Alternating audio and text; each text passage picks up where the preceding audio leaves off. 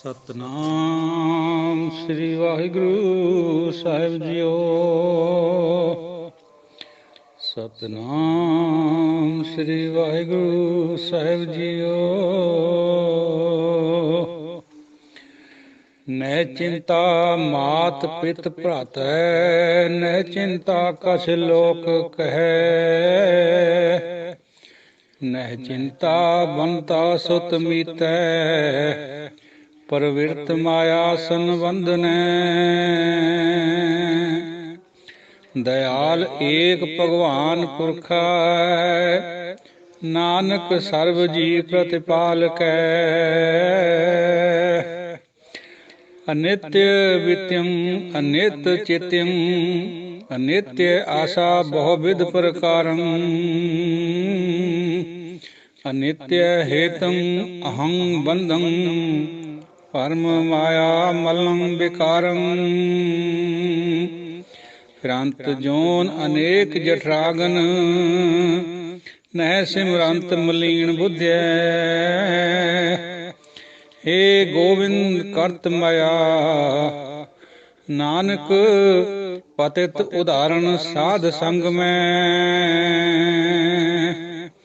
ਹੇ ਗੋਵਿੰਦ ਕਰਤ ਮਾਇਆ, ਨਾਨਕ ਪਤਿਤ ਉਦਾਹਰਣ ਸਾਧ ਸੰਗ ਮੈਂ। ਵਾਹਿਗੁਰੂ ਜੀ ਕਾ ਖਾਲਸਾ, ਵਾਹਿਗੁਰੂ ਜੀ ਕੀ ਫਤਿਹ।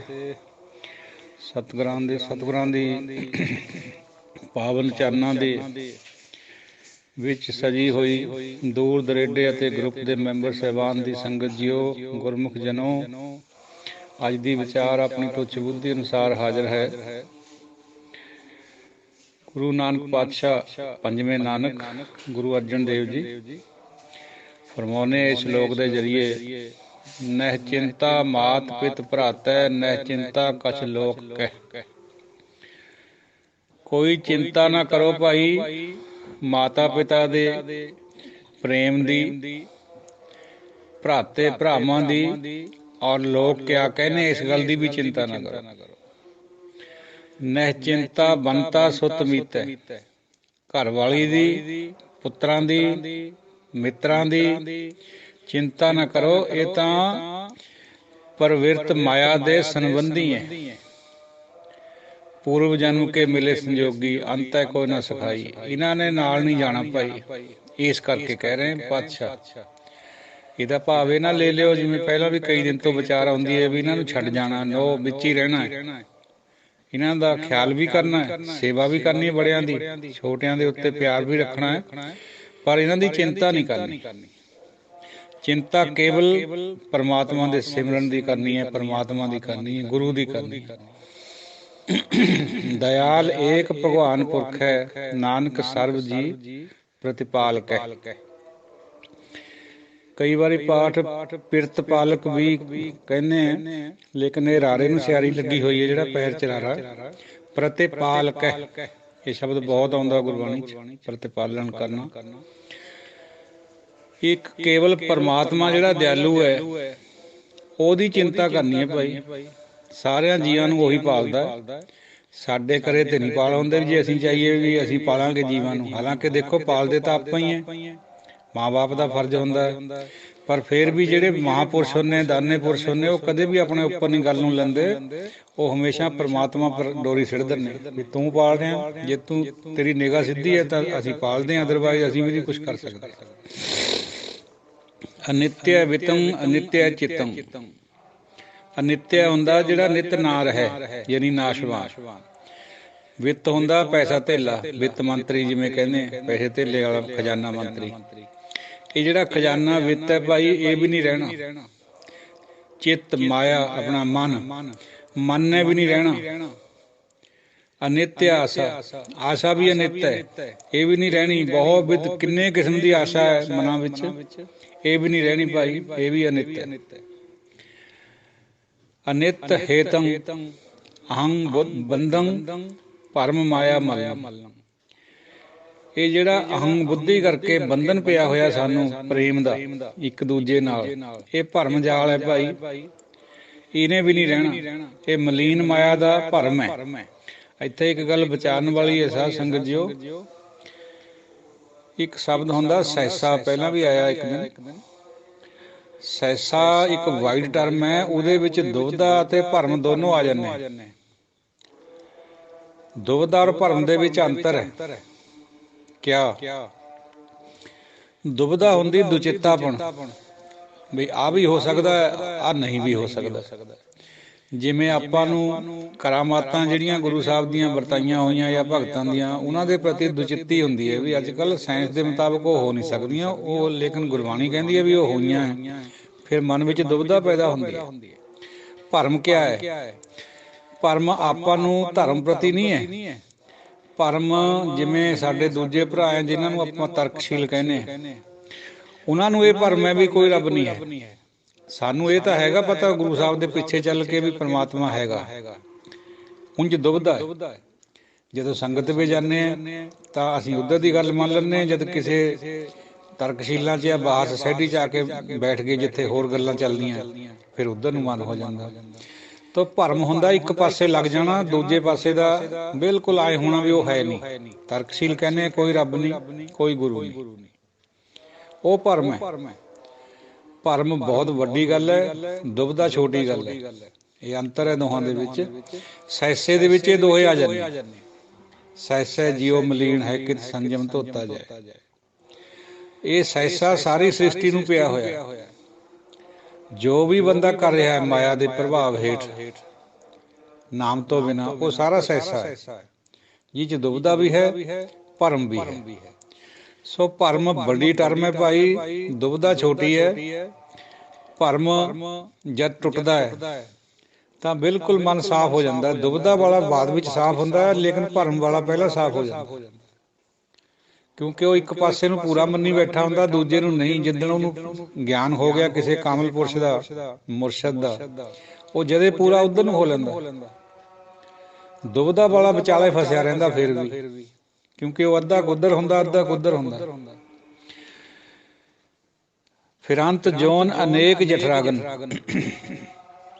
ਜਠਰਾਗਨ ਹੁੰਦੀ ਹੈ ਜਿਹੜਾ ਸਾਡਾ ਗਰਭ ਹੈ, ਯੂਟਰਸ ਕਹਿੰਦੇ ਜਿਹਨੂੰ, ਉਹਦੇ ਵਿੱਚ ਜਿਹੜਾ ਬੱਚਾ ਪਲਦਾ ਹੈ, ਉਹ ਉੱਥੇ ਕਹਿੰਦੇ ਗੁਰਬਾਣੀ ਦੇ ਮੁਤਾਬਕ ਵੀ ਜਠਰਾਗਨ ਹੈ। ਬਹੁਤ ਤੇਜ਼ ਅਗਨੀ ਦੇ ਵਿੱਚ ਬੱਚਾ ਪਲਦਾ ਹੈ, ਅੱਗ ਦੇ ਵਿੱਚ। ਔਰ ਕਈ ਦਾਨਿਆਂ ਨੇ ਇਹਨੂੰ ਪੇਟ ਦੀ ਅਗਨੀ ਵੀ ਕਿਹਾ, ਵੀ ਜਿਹੜਾ ਸਾਡਾ ਭੋਜਨ ਵਗੈਰਾ ਆਪਾਂ ਪਚਾਉਂਦੇ ਹਾਂ ਉਹ ਵੀ ਜਠਰਾਗਨ ਕਰਕੇ ਪਚਦਾ। ਇਹਨਾਂ ਜੋਨੀਆਂ ਦੇ ਵਿੱਚ ਜਠਰਾਗਨ, ਜਠਰ ਦੀ ਅਗਨੀ ਦੀ ਜੋਨੀਆਂ ਜਿਹੜੀਆਂ ਹੈਗੀਆਂ, ਅਨੇਕਾਂ ਹੀ ਜੋਨੀਆਂ, ਉਹਨਾਂ ਦੇ ਵਿੱਚ ਫਿਰਦਾ ਬੰਦਾ 84 ਲੱਖ ਦੇ ਵਿੱਚ। ਨਹਿ ਸਿਮਰੰਤ ਮਲੀਨ ਬੁੱਧੀ। ਮਲੀਨ ਬੁੱਧੀ ਹੋਣ ਕਰਕੇ ਸਿਮਰਨ ਨਹੀਂ ਕਰਦਾ, ਪਰਮਾਤਮਾ ਨੂੰ ਯਾਦ ਨਹੀਂ ਕਰਦਾ, ਜੋਨੀਆਂ 'ਚ ਫਿਰੀ ਜਾਂਦਾ। ਹੇ ਗੋਬਿੰਦ ਕਰਤ ਮਾਇਆ। ਮਾਇਆ ਔਰ ਮਾਇਆ ਇੱਕ ਕੰਨੇ ਦਾ ਹੀ ਫਰਕ ਹੈ, ਔਰ ਅੰਤਰ ਬਹੁਤ ਹੈ। ਮਾਇਆ ਹੁੰਦਾ ਹੈ ਕਿਰਪਾ, ਬਿਨਾਂ ਕੰਨੇ ਤੋਂ। ਇਹ ਬਹੁਤ ਵਾਰੀ ਆਉਂਦਾ ਸ਼ਬਦ ਗੁਰਬਾਣੀ 'ਚ। ਕਿਰਪਾ ਕਰਦੇ ਹੇ ਗੋਬਿੰਦ ਜੀਓ। ਫਿਰ ਨਾਨਕ ਸਾਹਿਬ, ਗੁਰੂ ਨਾਨਕ ਪਾਤਸ਼ਾਹ ਆਪਣੇ ਆਪ ਨੂੰ ਕਹਿ ਰਹੇ ਵੀ ਪਤਿਤ ਉਦਾਹਰਨ ਸਾਧ ਸੰਗਮ ਹੈ। ਜਿਹੜੇ ਅਸੀਂ ਡਿੱਗ ਚੁੱਕੇ ਹਾਂ ਮਾਇਆ ਦੇ ਖੂਹ 'ਚ, ਇਹਨਾਂ ਦੇ ਉਦਾਹਰਨ ਦਾ ਇੱਕੋ ਹੀ ਤਰੀਕਾ ਉਹ ਹੈ ਸਾਧ ਸੰਗਮ, ਸਾਧ ਮੰਡਲ। ਕਈ ਸ਼ਬਦ ਆਉਂਦੇ ਇਹਦੇ ਪ੍ਰਤੀ ਵੀ। ਸਾਧੂ ਦੇ ਸੰਗਮ, ਸਾਧੂ ਦੀ ਸੰਗਤ, ਸਾਧੂਆਂ ਦਾ ਮੰਡਲ, ਇਹਦੇ ਵਿੱਚ ਸਾਨੂੰ ਪਾ ਦੇ ਤਾਂ ਕਿ ਸਾਡਾ ਵੀ ਉਧਾਰ ਹੋ ਜਾਏ। ਕਿਉਂਕਿ ਗੋਬਿੰਦ ਨੇ ਇਹ ਵਿਧਾਨ ਬਣਾਇਆ ਹੋਇਆ ਹੈ ਬਈ ਜਿਹਦਾ ਵੀ ਉਧਾਰ ਕਰਨਾ ਉਹਨੂੰ ਸਾਧ ਸੰਗਤ ਦੇ ਵਿੱਚ ਲੈ ਜਾਂਦਾ, ਮਨ ਉੱਧਰ ਜੋੜ ਦਿੰਦਾ, ਉੱਥੋਂ ਕਿਸੇ ਕਮਲ ਪੁਰਸ਼ ਦਾ ਵੀ ਮਿਲਾਪ ਹੋ ਜਾਂਦਾ ਹੈ, ਉਹਦਾ ਉਧਾਰ ਹੋ ਜਾਂਦਾ। ਸੋ ਸਾਧ ਸੰਗਤ ਜੀ, ਹੋਏ ਤਾਂ ਅਸੀਂ ਅੱਜ ਦੀ ਵਿਚਾਰ ਗੁਰੂ ਮਹਾਰਾਜ ਪੰਚਮ ਨੇ ਜਿਹੜੇ ਸਾਨੂੰ ਸ਼ਲੋਕ ਬਖਸ਼ੇ ਆ ਉਹਨਾਂ ਦੀ। ਕੱਲ੍ਹ ਨੂੰ ਸ੍ਰਿਸ਼ਟੀ ਦੇ ਮਾਲਕ ਧੰਨ ਧੰਨ ਗੁਰੂ ਨਾਨਕ ਪਾਤਸ਼ਾਹ ਜੀ ਦਾ ਅਵਤਾਰ ਪੁਰਬ ਹੈ, ਅਵਤਾਰ ਦਿਵਸ ਹੈ। ਅਵਤਾਰ ਦਿਵਸ ਕਿਉਂ ਕਿਹਾ ਜਾਂਦਾ, ਇਹਦੀ ਵੀ ਥੋੜ੍ਹੀ ਜਿਹੀ ਵਿਚਾਰ। ਇੱਕ ਜਨਮ ਹੁੰਦਾ, ਇੱਕ ਅਵਤਾਰ ਹੁੰਦਾ, ਪ੍ਰਕਾਸ਼ ਹੁੰਦਾ। ਪ੍ਰਕਾਸ਼ ਕਿਹਨੂੰ ਕਿਹਾ ਜਾਂਦਾ ਹੈ, ਇਹ ਗੱਲ ਨੂੰ ਸਮਝਿਓ। ਦੋ ਤਿੰਨ ਪ੍ਰਕਾਰ ਦੇ ਜੀਵ ਹੈ, ਇੱਕ ਸਵਾਂਸ਼, ਇੱਕ ਵਿਭਿੰਨਾਂਸ਼। ਵਿਭਿੰਨਾਂਸ਼ ਅੱਗੇ ਦੋ ਕਿਸਮ ਦੇ ਫੇਰ ਹੈ, ਟੋਟਲ ਤਿੰਨ ਹੈ। ਸਵਾਂਸ਼ ਉਹ ਹੁੰਦੇ ਹੈ ਜਿਹੜੇ ਮੁਕਤ ਹੋਈਆਂ ਆਤਮਾਵਾਂ ਹੁੰਦੀਆਂ, ਉਹਨਾਂ ਨੂੰ ਪਰਮਾਤਮਾ ਕਿਸੇ ਖਾਸ ਮਕਸਦ ਦੇ ਕੇ ਸੰਸਾਰ ਦੇ ਵਿੱਚ ਭੇਜਦਾ। ਉਹ ਆਪਣੇ ਪਿਛਲੇ ਕਿਰਤ ਕਰਮ ਕਰਕੇ ਨਹੀਂ ਆਉਂਦੇ ਸੰਸਾਰ 'ਚ, ਜਿਵੇਂ ਬਾਕੀ ਸੰਸਾਰ ਆਉਂਦਾ ਹੈ। ਹੁਣ ਗੁਰੂ ਨਾਨਕ ਪਾਤਸ਼ਾਹ ਹੈ, ਪੰਚਮ ਪਾਤਸ਼ਾਹ ਹੈ, ਇਹ ਧੁਰ ਤੋਂ ਹੀ ਮੁਕਤ ਹੋਈਆਂ ਆਤਮਾਵਾਂ ਸੀਗੀਆਂ। ਇਹਨਾਂ ਨੂੰ ਪਰਮਾਤਮਾ ਵੱਲੋਂ ਭੇਜਿਆ ਜਾਂਦਾ ਹੈ। ਆਉਂਦੇ ਭਾਵੇਂ ਗਰਭ ਦੇ ਰਾਹੀਂ ਹੈ, ਲੇਕਿਨ ਇਹ ਭੇਜੇ ਜਾਂਦੇ ਆ। ਇਹ ਆਪਣੇ ਕਿਰਤ ਕਰਮ ਕਰਕੇ ਨਹੀਂ ਆਉਂਦੇ ਹੈ। ਬਾਹਰ ਪ੍ਰਭਾਤ ਫੇਰੀ ਸ਼ਾਇਦ ਆ ਗਈ ਹੈ। ਤੋ ਸਾਧ ਸੰਗਤ ਜੀਓ, ਜਿਹੜੇ ਵਿਭਿੰਨਾਂਸ਼ ਹੈ ਉਹ ਦੋ ਕਿਸਮ ਦੇ ਅੱਗੇ। ਇੱਕ ਉਹ ਹੁੰਦੇ ਹੈ ਜਿਹੜੇ ਉਰੇ ਆ ਕੇ ਕਿਸੇ ਕਾਮਲ ਮੁਰਸ਼ਦ ਦੇ ਨਾਲ ਮਿਲ ਕੇ, ਯਾਨੀ ਗੁਰੂ ਨਾਲ ਮਿਲ ਕੇ ਆਪਣੀ 84 ਕਟਾ ਲੈਂਦੇ। ਉਹਨਾਂ ਦਾ ਜਨਮ ਮਰਨ ਅੱਗੇ ਤੋਂ ਕੱਟ ਜਾਂਦਾ ਹੈ। ਜਿਨ੍ਹਾਂ ਦੇ ਵਿੱਚ ਗੁਰੂ ਮਹਾਰਾਜ ਗੁਰੂ ਅੰਗਦ ਦੇਵ ਜੀ, ਗੁਰੂ ਮਹਾਰਾਜ ਗੁਰੂ ਅਮਰਦਾਸ ਜੀ ਆਉਂਦੇ, ਕਿਉਂਕਿ ਉਹਨਾਂ ਦਾ ਜਿਹੜਾ ਪਹਿਲੀ ਜ਼ਿੰਦਗੀ ਹੈ ਉਹ ਤ੍ਰੈ ਗੁਣਾਂ ਦੀ ਸੀਗੀ। ਤੀਰਥ ਕਰਨੇ, ਭਾਵੇਂ ਧਾਰਮਿਕ ਪ੍ਰਵਿਰਤੀਆਂ ਸੀ, ਲੇਕਿਨ ਚੌਥਾ ਪਦ ਨਹੀਂ ਸੀਗਾ। ਜਦੋਂ ਉਹਨਾਂ ਨੂੰ ਕਾਮਲ ਪੁਰਸ਼ਾਂ ਦੀ, ਮੁਰਸ਼ਿਦਾਂ ਦੀ, ਗੁਰੂ ਦੀ ਚਰਨ ਛੋਹ ਪ੍ਰਾਪਤ ਹੋਈ, ਉਹਨਾਂ ਦੇ ਅੰਦਰ ਬਿਲਕੁਲ ਅੰਦਰ ਉਲਟ ਗਿਆ। ਸਤਿਗੁਰ ਮਿਲਿਆ ਉਲਟੀ ਪਈ ਭਾਈ, ਜੀਵਤ ਮਰੈ ਤਾਂ ਬੂਝ ਪਾਏ। ਉਲਟੀ ਰੇ ਮਨ ਉਲਟੀ ਰੇ। ਜਦ ਮਨ ਉਲਟਿਆ ਤੇ ਛਤਰ ਸਿਰ ਦੇ ਉੱਤੇ ਝੁੱਲਣ ਲੱਗ ਪਿਆ ਸ੍ਰਿਸ਼ਟੀ ਦਾ। ਗੁਰੂ ਰਾਮਦਾਸ ਜੀ ਸੰਗਤ ਵਿੱਚ ਆ ਕੇ, ਗੁਰੂ ਦੀ ਸ਼ਰਨ ਵਿੱਚ ਆ ਕੇ, ਉਹਨਾਂ ਦੇ ਅੰਦਰ ਤੋਂ ਪ੍ਰਵਿਰਤੀ ਹੋ ਗਈ। ਪਹਿਲੀਆਂ ਜਿਹੜੀਆਂ ਸੋਚਾਂ ਸੀ ਉਹ ਖਤਮ ਹੋ ਗਈਆਂ। ਚੌਥਾ ਪਦ ਬਣ ਗਿਆ, ਗੁਰੂ ਵਾਲੇ ਬਣ ਗਏ, ਗੁਰੂ ਪ੍ਰਾਪਤ ਹੋ ਗਏ। ਬਾਅਦ ਵਿੱਚ ਗੁਰੂ ਵੀ ਬਣ ਗਏ। ਇਹ ਵਿਭਿੰਨਾਂਸ਼ ਦਾ ਇੱਕ ਹਿੱਸਾ ਹੈ। ਦੂਜੇ ਕਿਹੜੇ ਹੈ ਵਿਭਿੰਨਾਂਸ਼ ਵਿੱਚ? ਸਾਡੇ ਵਰਗੇ ਜਿਹੜੇ ਸੰਸਾਰੀ ਜੀਵ ਹੈ, ਜਿਹੜੇ ਸਦਾ ਹੀ ਇਸ ਯਾਤਰਾ ਤੇ ਚੜੇ ਰਹਿੰਦੇ ਆ। ਕਦੇ ਕੁੱਤੇ ਬਣੇ, ਕਦੇ ਕਾਂ ਬਣੇ, ਕਦੇ ਗਾਂ ਬਣੇ, ਕਦੇ ਹਾਥੀ ਬਣੇ, ਕਦੇ ਫੇਰ ਕੁਛ ਬਣੇ। 84 ਦਾ ਗੇੜ ਜਿਹਨੂੰ ਕਹਿੰਦੇ। ਤੋ ਇੱਕ ਸਵਾਂਸ਼ ਜਿਨ੍ਹਾਂ ਦਾ ਪ੍ਰਕਾਸ਼ ਹੁੰਦਾ ਹੈ, ਬਾਕੀ ਵਿਭਿੰਨਾਂਸ਼ ਜਿਨ੍ਹਾਂ ਦਾ ਜਨਮ ਕਹਿੰਦੇ, ਜਿਹਨੂੰ ਆਪਾਂ, ਉਹ ਇਹ ਦੋਹਾਂ ਦਾ ਜਿਹੜੇ ਵਿਭਿੰਨਾਂਸ਼ ਵਿੱਚ ਦੋਹੇ ਆਉਂਦੇ, ਇੱਕ ਜਿਹੜੇ ਉਰੇ ਆ ਕੇ ਮੁਕਤ ਹੁੰਦੇ ਆ, ਤੇ ਇੱਕ ਸਦਾ ਹੀ ਜੂਨਾ ਚੱਕਰ ਕੱਢਦੇ ਆ। ਇਹ ਆਪਣੇ ਕਿਰਤ ਕਰਮ ਕਰਕੇ ਆਉਂਦੇ। ਪਿੱਛੇ ਜੋ ਕਮਾਉਨੇ, ਜਿਹਾ ਬੀਜੈ ਸੋ ਲੂਣੇ, ਕਰਮਾ ਸੰਦੜਾ ਖੇਤ। ਉਸ ਕਿਰਤ ਦੇ ਅਨੁਸਾਰ ਇਹ ਜੀਵ ਆਉਂਦੇ।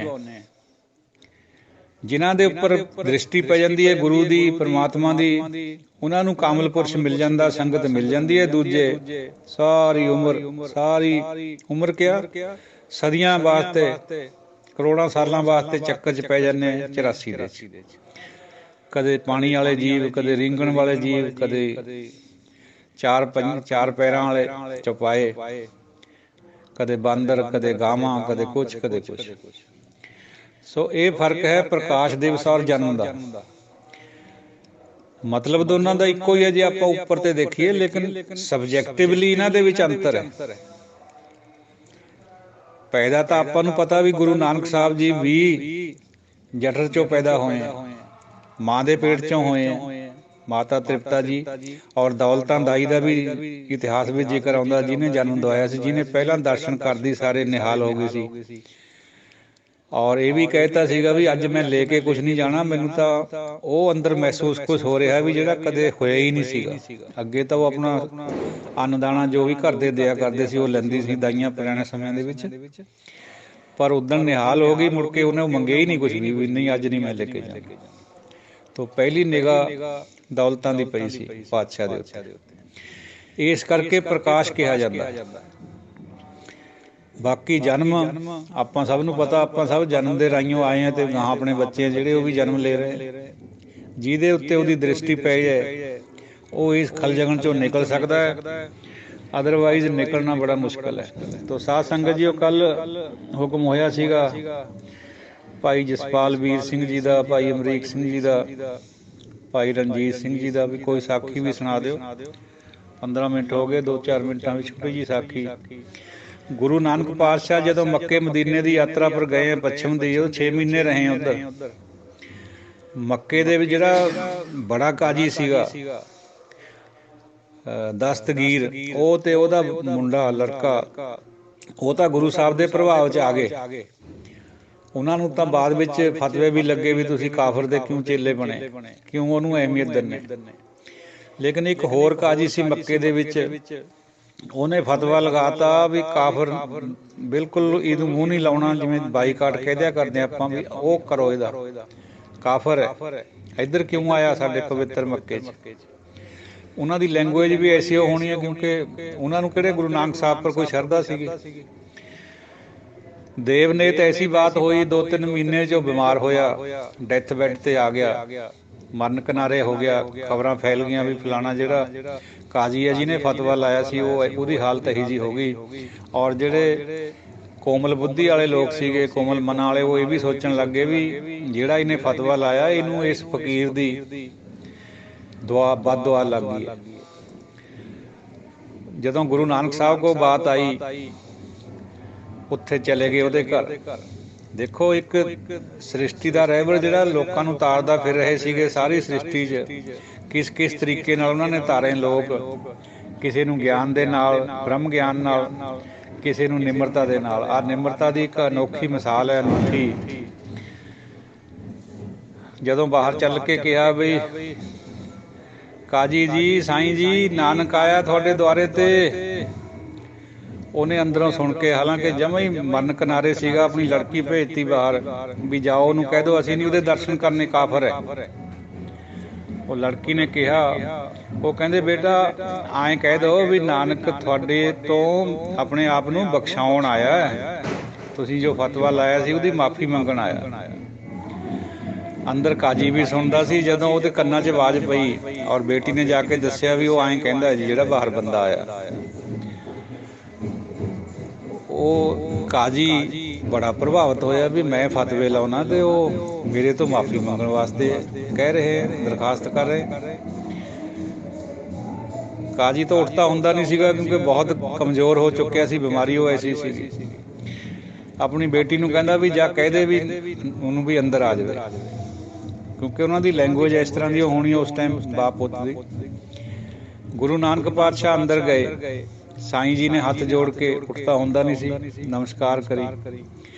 ਗੁਰੂ ਨਾਨਕ ਸਾਹਿਬ ਨੇ ਵੀ ਹੱਥ ਬੰਨ੍ਹ ਕੇ ਕਿਹਾ ਵੀ ਸਾਈਂ ਜੀ, ਕਾਜੀ ਜੀ ਗਲਤੀ ਹੋ ਗਈ ਹੈ, ਮਾਫੀ ਦੇ ਦਿਓ।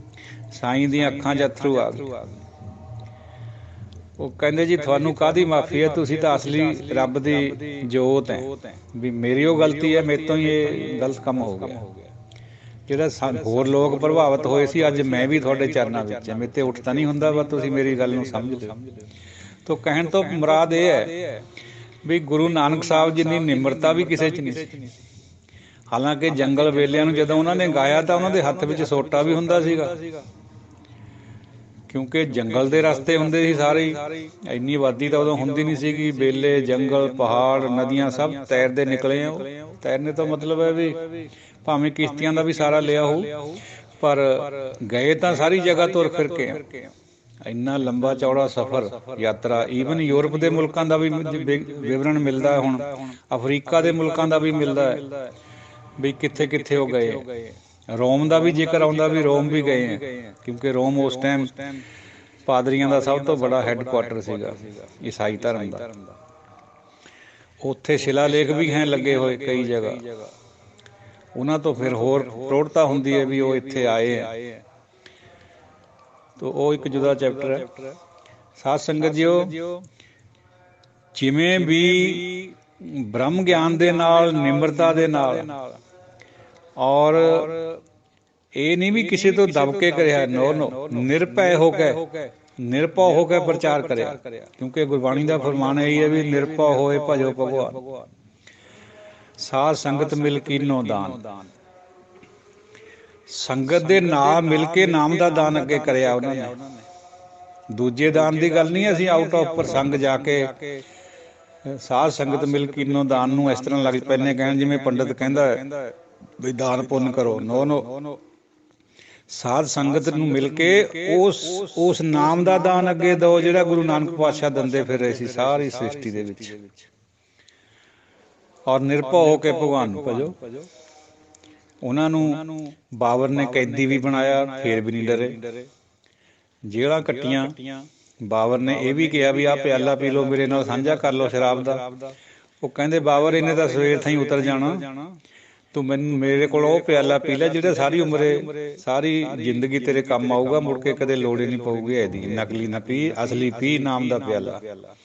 ਤੋ ਨਿਰਭੈਤਾ ਦੇ ਨਾਲ, ਨਿਮਰਤਾ ਦੇ ਨਾਲ, ਬ੍ਰਹਮ ਗਿਆਨ ਦੇ ਨਾਲ ਇਸ ਖਲਕਤ ਨੂੰ ਉਹਨਾਂ ਨੇ ਸੰਦੇਸ਼ਾ ਦਿੱਤਾ। ਸਿੱਧ ਮੰਡਲੀ ਨੂੰ ਜਿੱਤਿਆ ਵੀ, ਜਿਹੜੇ ਆਪਣੇ ਆਪ ਨੂੰ ਬਹੁਤ ਬੜੇ ਗਿਆਨੀ, ਭਰਮ ਗਿਆਨੀ ਇਹ ਖਿਆਲ ਪਾਲੀ ਬੈਠੇ ਸੀ ਵੀ ਅਸੀਂ ਬ੍ਰਹਮ ਦੇ ਬਹੁਤ ਨੇੜੇ ਹਾਂ, ਅਸੀਂ ਬਹੁਤ ਉੱਚੀ ਅਵਸਥਾ ਕਰੀ ਹੋਈ ਹੈ, ਉਹਨਾਂ ਦਾ ਮਾਣ ਤੋੜਿਆ। ਔਰ ਉਹ ਵੀ ਉਹਨਾਂ ਨੇ ਵੀ ਅਖੀਰ ਨੂੰ ਇਹੀ ਕਿਹਾ ਵੀ ਧੰਨ ਨਾਨਕ ਤੇਰੀ ਵੱਡੀ ਕਮਾਈ।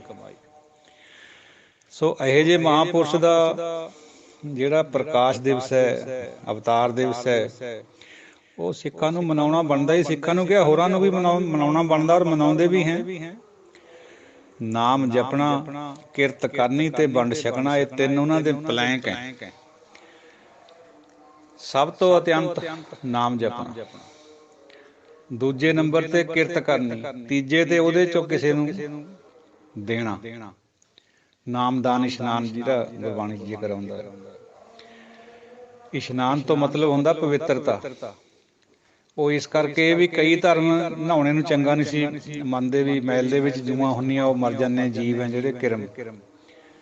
ਔਰ ਜੂਠਾ ਮੰਗ ਕੇ ਪੀਣਾ, ਖਾਣਾ, ਭਾਂਡੇ ਫਦੀਹਤ ਫੋਲ ਕੇ ਉਹਦਾ ਭੜਾਸਾ ਲੈਣਾ, ਇਹੋ ਜਿਹੇ ਕਰਮ ਵੀ ਕਰਦੇ ਸੀ। ਉਹਨਾਂ ਵਾਸਤੇ ਇਸ਼ਨਾਨ ਦੀ ਆਗਿਆ ਉਹਨਾਂ ਨੇ ਕਰੀ ਹੈ। ਸਾਧ ਸੰਗਤ ਜੀ, ਉਹ ਜਿਹੜਾ ਆਗਿਆ ਸ਼ਬਦ ਹੈ, ਇਹਦੀ ਵੀ ਵਿਚਾਰ ਕਈ ਵਾਰ ਆਈ ਹੈ। ਸੰਸਕ੍ਰਿਤ ਵਿੱਚ ਆਗਿਆ ਹੀ ਆਉਂਦਾ, ਫਾਰਸੀ ਦੇ ਵਿੱਚ ਹੁਕਮ ਹੁੰਦਾ ਹੈ, ਤੇ ਉਰਦੂ ਵਿੱਚ ਫੁਰਮਾਨ ਕਹਿ ਦਿੰਦੇ, ਸੌਰੀ ਅਰਬੀ ਦੇ ਵਿੱਚ ਹੁਕਮ ਹੁੰਦਾ ਹੈ, ਫਾਰਸੀ ਔਰ ਉਰਦੂ ਦੇ ਵਿੱਚ ਫੁਰਮਾਨ ਹੁੰਦਾ ਉਹੀ ਚੀਜ਼, ਤੇ ਸੰਸਕ੍ਰਿਤ ਦੇ ਵਿੱਚ ਉਹੀ ਆਗਿਆ ਹੁੰਦੀ ਹੈ। ਇੱਕ ਤਾਂ ਆਪਾਂ ਕਹਿੰਦੇ ਵੀ ਮੈਨੂੰ ਆਗਿਆ ਦੇ ਦਿਓ, ਉਹ ਤਾਂ ਹੁੰਦਾ ਵੀ ਮੈਨੂੰ ਇਹ ਅਲਾਊ ਕਰ ਦਿਓ, ਪਰ ਉਹ ਹੁਕਮ ਹੁੰਦਾ ਹੈ ਉਹਦਾ ਮਤਲਬ। ਸੰਸਕ੍ਰਿਤ ਵਿੱਚ ਫੁਰਮਾਨ ਨੂੰ ਔਰ ਹੁਕਮ ਨੂੰ ਆਗਿਆ ਹੀ ਕਿਹਾ ਜਾਂਦਾ। ਇਹ ਸੰਸਕ੍ਰਿਤ 'ਚ ਇਸੇ ਕਰਕੇ ਸ਼ਬਦ ਆ ਰਿਹਾ। ਪਰਸ਼ੀਅਨ ਦੀ ਜਿੱਥੇ ਵਿਚਾਰ ਜ਼ਿਆਦਾ ਹੁੰਦੀ ਹੈ, ਜਾਂ ਅਰਬੀ ਦਾ ਕੁਛ ਹਾਵ ਭਾਵ ਹੁੰਦੇ ਕਿਸੇ ਸ਼ਬਦ ਵਿੱਚ, ਉੱਥੇ ਫਿਰ ਉਹ ਸ਼ਬਦ ਆਉਂਦੇ ਹੁਕਮ, ਫੁਰਮਾਨ। ਤੇ ਸੰਸਕ੍ਰਿਤ ਜਾਂ ਹਿੰਦੀ ਭਾਸ਼ਾ ਜਿਹੜੀ ਇੱਧਰ ਗੁਰਮੁਖੀ ਵਗੈਰਾ 'ਚ ਫਿਰ ਆਗਿਆ ਦਾ ਗੱਲ ਆਉਂਦੀ ਜ਼ਿਆਦਾ। ਵੈਸੇ ਪੰਜਾਬੀ ਨੇ ਅਪਣਾ ਲਏ ਹੋਏ ਆ ਤਿੰਨੇ ਸ਼ਬਦ ਹੁਣ ਅੱਜ ਕੱਲ੍ਹ ਅਕਸਰ ਵਰਤੇ ਜਾਂਦੇ। ਤੋ ਦਿਓ ਆਗਿਆ। ਲੰਬੀ ਹੋ ਗਈ ਕਾਫੀ ਆਡੀਓ।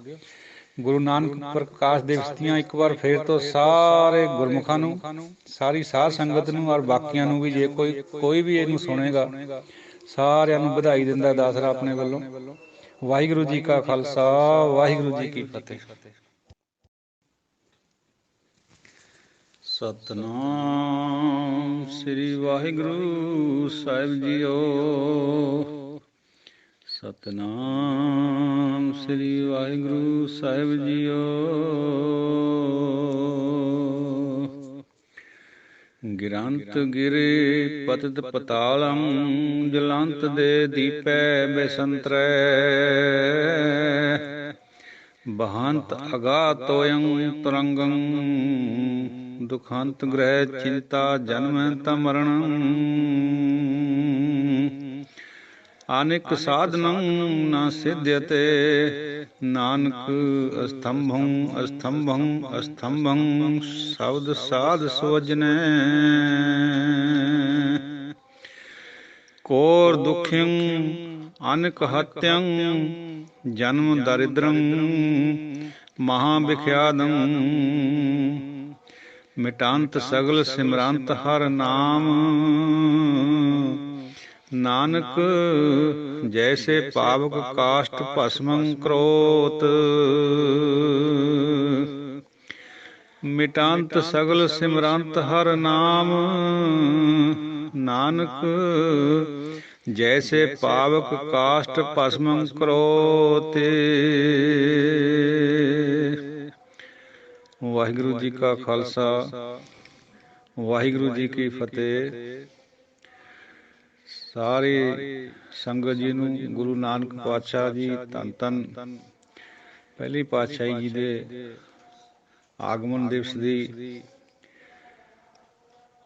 ਲੱਖ ਲੱਖ ਕੋਟ ਕੋਟ ਵਧਾਈ ਹੋਵੇ ਜੀ। ਅੱਜ ਦੀ ਵਿਚਾਰ ਪੰਜਵੇਂ ਨਾਨਕ ਧੰਨ ਧੰਨ ਗੁਰੂ ਅਰਜਨ ਦੇਵ ਜੀ ਮਹਾਰਾਜ ਫਰਮਾ ਰਹੇ ਸਾਨੂੰ, ਆਪਣੀ ਤੁੱਛ ਬੁੱਧੀ ਅਨੁਸਾਰ ਆਪਾਂ ਵਿਆਖਿਆ ਕਰ ਰਹੇ ਹਾਂ। ਜੇ ਕੋਈ ਪਹਾੜ ਤੋਂ ਗਿਰ ਜਾਵੇ, ਗਿਰ ਰਾਰੇ ਨੂੰ ਸਿਆਰੀ ਲੱਗੀ ਹੋਈ ਹੈ ਤਾਂ ਮਤਲਬ ਗਿਰ ਪਹਾੜ ਹੁੰਦਾ ਨਾ, ਵੀ ਪਹਾੜ ਤੋਂ ਸਿਆਰੀ ਦਾ ਮਤਲਬ ਇਹ ਹੈ। ਗਿਰੰਤ ਗਿਰੇ ਪਤਿਤ ਪਤਾਲ, ਪਹਾੜ ਤੋਂ ਗਿਰ ਕੇ ਡੂੰਘੇ ਪਤਾਲ ਵਿੱਚ ਵੀ ਜਾ ਪਵੇ। ਜਲੰਤ ਦੇ ਦੀਪੈ ਬਸੰਤਰੈ, ਦੇ ਦੀਪੈ ਹੁੰਦਾ ਬਲ ਰਹੀ ਲਟਾ ਲਟ ਪ੍ਰਚੰਡ ਅਗਨੀ, ਪ੍ਰਚੰਡ ਅਗਨੀ ਦੇ ਵਿੱਚ ਵੀ ਜਲ ਜਵੇ। ਬਹੰਤ ਅਗਾਹ ਤੋਇੰ ਤਰੰਗੰ, ਜੇ ਕੋਈ ਵਗਦੇ ਹੋਏ ਪਾਣੀ ਦੀਆਂ ਤਰੰਗਾਂ ਦੇ ਵਿੱਚ ਬਹਿ ਜਾਵੇ, ਹੜ ਜਾਵੇ। ਦੁਖੰਤ ਗ੍ਰਹਿ ਚਿੰਤਾ ਜਨਮੰਤ ਮਰਨ, ਇਹਨਾਂ ਸਾਰੇ ਜਿਹੜੇ ਉੱਪਰ ਦੁੱਖ ਹੈ, ਇਹਨਾਂ ਤੋਂ ਜ਼ਿਆਦਾ ਜਿਹੜਾ ਭਿਅੰਕਰ ਦੁੱਖ ਹੈ ਉਹ ਘਰ ਦੀ ਚਿੰਤਾ ਕਰਨੀ, ਜਿਹਦੇ ਕਰਕੇ ਜਨਮ ਮਰਨ ਦਾ ਗੇੜ ਪਿਆ ਰਹਿੰਦਾ। ਤੋ ਘਰ ਦੀ ਜਿਹੜੀ ਚਿੰਤਾ ਯਾਨੀ ਮੋਹ ਹੈ, ਸੰਬੰਧੀਆਂ ਦਾ ਜਿਹੜਾ ਉੱਪਰ ਵੀ ਜ਼ਿਕਰ ਆਇਆ, ਉਹ ਪਹਾੜ ਤੋਂ ਗਿਰ ਜਾਣਾ, ਪਤਾਲ ਵਿੱਚ ਚਲੇ ਜਾਣਾ, ਜਲਦੀ ਅੱਗ ਵਿੱਚ ਜਲ ਜਾਣਾ, ਬਲਦੀ ਅੱਗ 'ਚ। ਉਹਨਾਂ ਸਾਰਿਆਂ ਦੁੱਖਾਂ ਤੋਂ ਪਾਣੀ ਦੇ ਵਿੱਚ ਵੀ ਬਹਿ ਜਾਵੇ, ਉਹਨਾਂ ਸਾਰਿਆਂ ਦੁੱਖਾਂ ਤੋਂ ਜ਼ਿਆਦਾ ਦੁੱਖ ਗ੍ਰਹਿ ਚਿੰਤਾ ਹੈ, ਘਰ ਦੀ ਚਿੰਤਾ ਹੈ, ਜਿਹੜਾ ਸੰਬੰਧੀਆਂ ਦੀ ਚਿੰਤਾ, ਜਿਹਦੇ ਕਰਕੇ 84 ਬਣੀ ਰਹਿੰਦੀ ਹੈ। ਬਹੁਤ ਮਹਾਰਾਜ ਦਾ ਬਚਨ ਸਖਤ ਹੈ ਪਰ ਸਮਝਣ ਜੈਸਾ ਹੈ। ਗ੍ਰਸਤੀ ਕਰਨੀ ਵੀ ਹੈ, ਇੱਕ ਦੂਜੇ ਨਾਲ ਪ੍ਰੇਮ ਕਰਨਾ ਵੀ ਹੈ, ਪਰ ਫਿਰ ਵੀ ਅੰਦਰ ਤੋਂ ਆਪਣੇ ਆਪ ਨੂੰ ਜੁਦਾ ਰੱਖਣਾ, ਅਲੂਫ ਰੱਖਣਾ। ਸਿਰਫ ਚਿੰਤਾ ਕਰਨੀ ਹੈ ਨਾਮ ਦੀ, ਦੂਜਿਆਂ ਦੀ ਚਿੰਤਾ ਨਹੀਂ ਕਰਨੀ। ਹਾਲਾਂਕਿ ਵਿੱਚ ਰਹਿਣਾ ਹੈ, ਪਾਲਣਾ ਹੈ, ਇਹ ਛੋਟਿਆਂ ਨੂੰ ਪ੍ਰੇਮ ਪਿਆਰ ਵੀ ਕਰਨਾ ਹੈ, ਮੋਹ ਵੀ ਕਰਨਾ। ਮੋਹ ਬਿਨਾਂ ਬੱਚਾ ਪਲਦਾ ਨਹੀਂ, ਪਰ ਇਹ ਮੋਹ ਪ੍ਰੇਮ ਵਾਲਾ ਹੋਣਾ ਚਾਹੀਦਾ, ਦੂਜਾ ਨਹੀਂ। ਅਨੇਕ ਸਾਧਨ ਨਾ ਸਿੱਧੇ, ਅਤੇ ਜਿੰਨੇ ਮਰਜ਼ੀ ਕੋਈ ਸਾਧਨ ਅਪਣਾ ਲਵੇ, ਉਹਨਾਂ ਦੇ ਨਾਲ ਸਰੀਰ ਨੂੰ ਯਾਤਨਾਵਾਂ ਵੀ ਦੇ ਲਵੇ, ਕਦੇ ਸਿੱਧੀ ਪ੍ਰਾਪਤ ਨਹੀਂ ਹੁੰਦੀ, ਪਰਮਾਤਮਾ ਪ੍ਰਾਪਤ ਨਹੀਂ ਹੁੰਦਾ। ਨਾਨਕ ਅਸਤੰਭੰ ਅਸਤੰਭੰ ਅਸਤੰਭੰ ਸ਼ਬਦ ਸਾਧ ਸਵਜਨ, ਸਥਿਰ ਹੈ ਸਥਿਰ ਹੈ ਸਥਿਰ ਹੈ ਕੇਵਲ ਸ਼ਬਦ ਜਿਹੜਾ ਸਾਧੂ ਸੱਜਣਾ ਦਾ ਹੁੰਦਾ, ਗੁਰਬਾਣੀ ਤੋਂ ਮੁਰਾਦ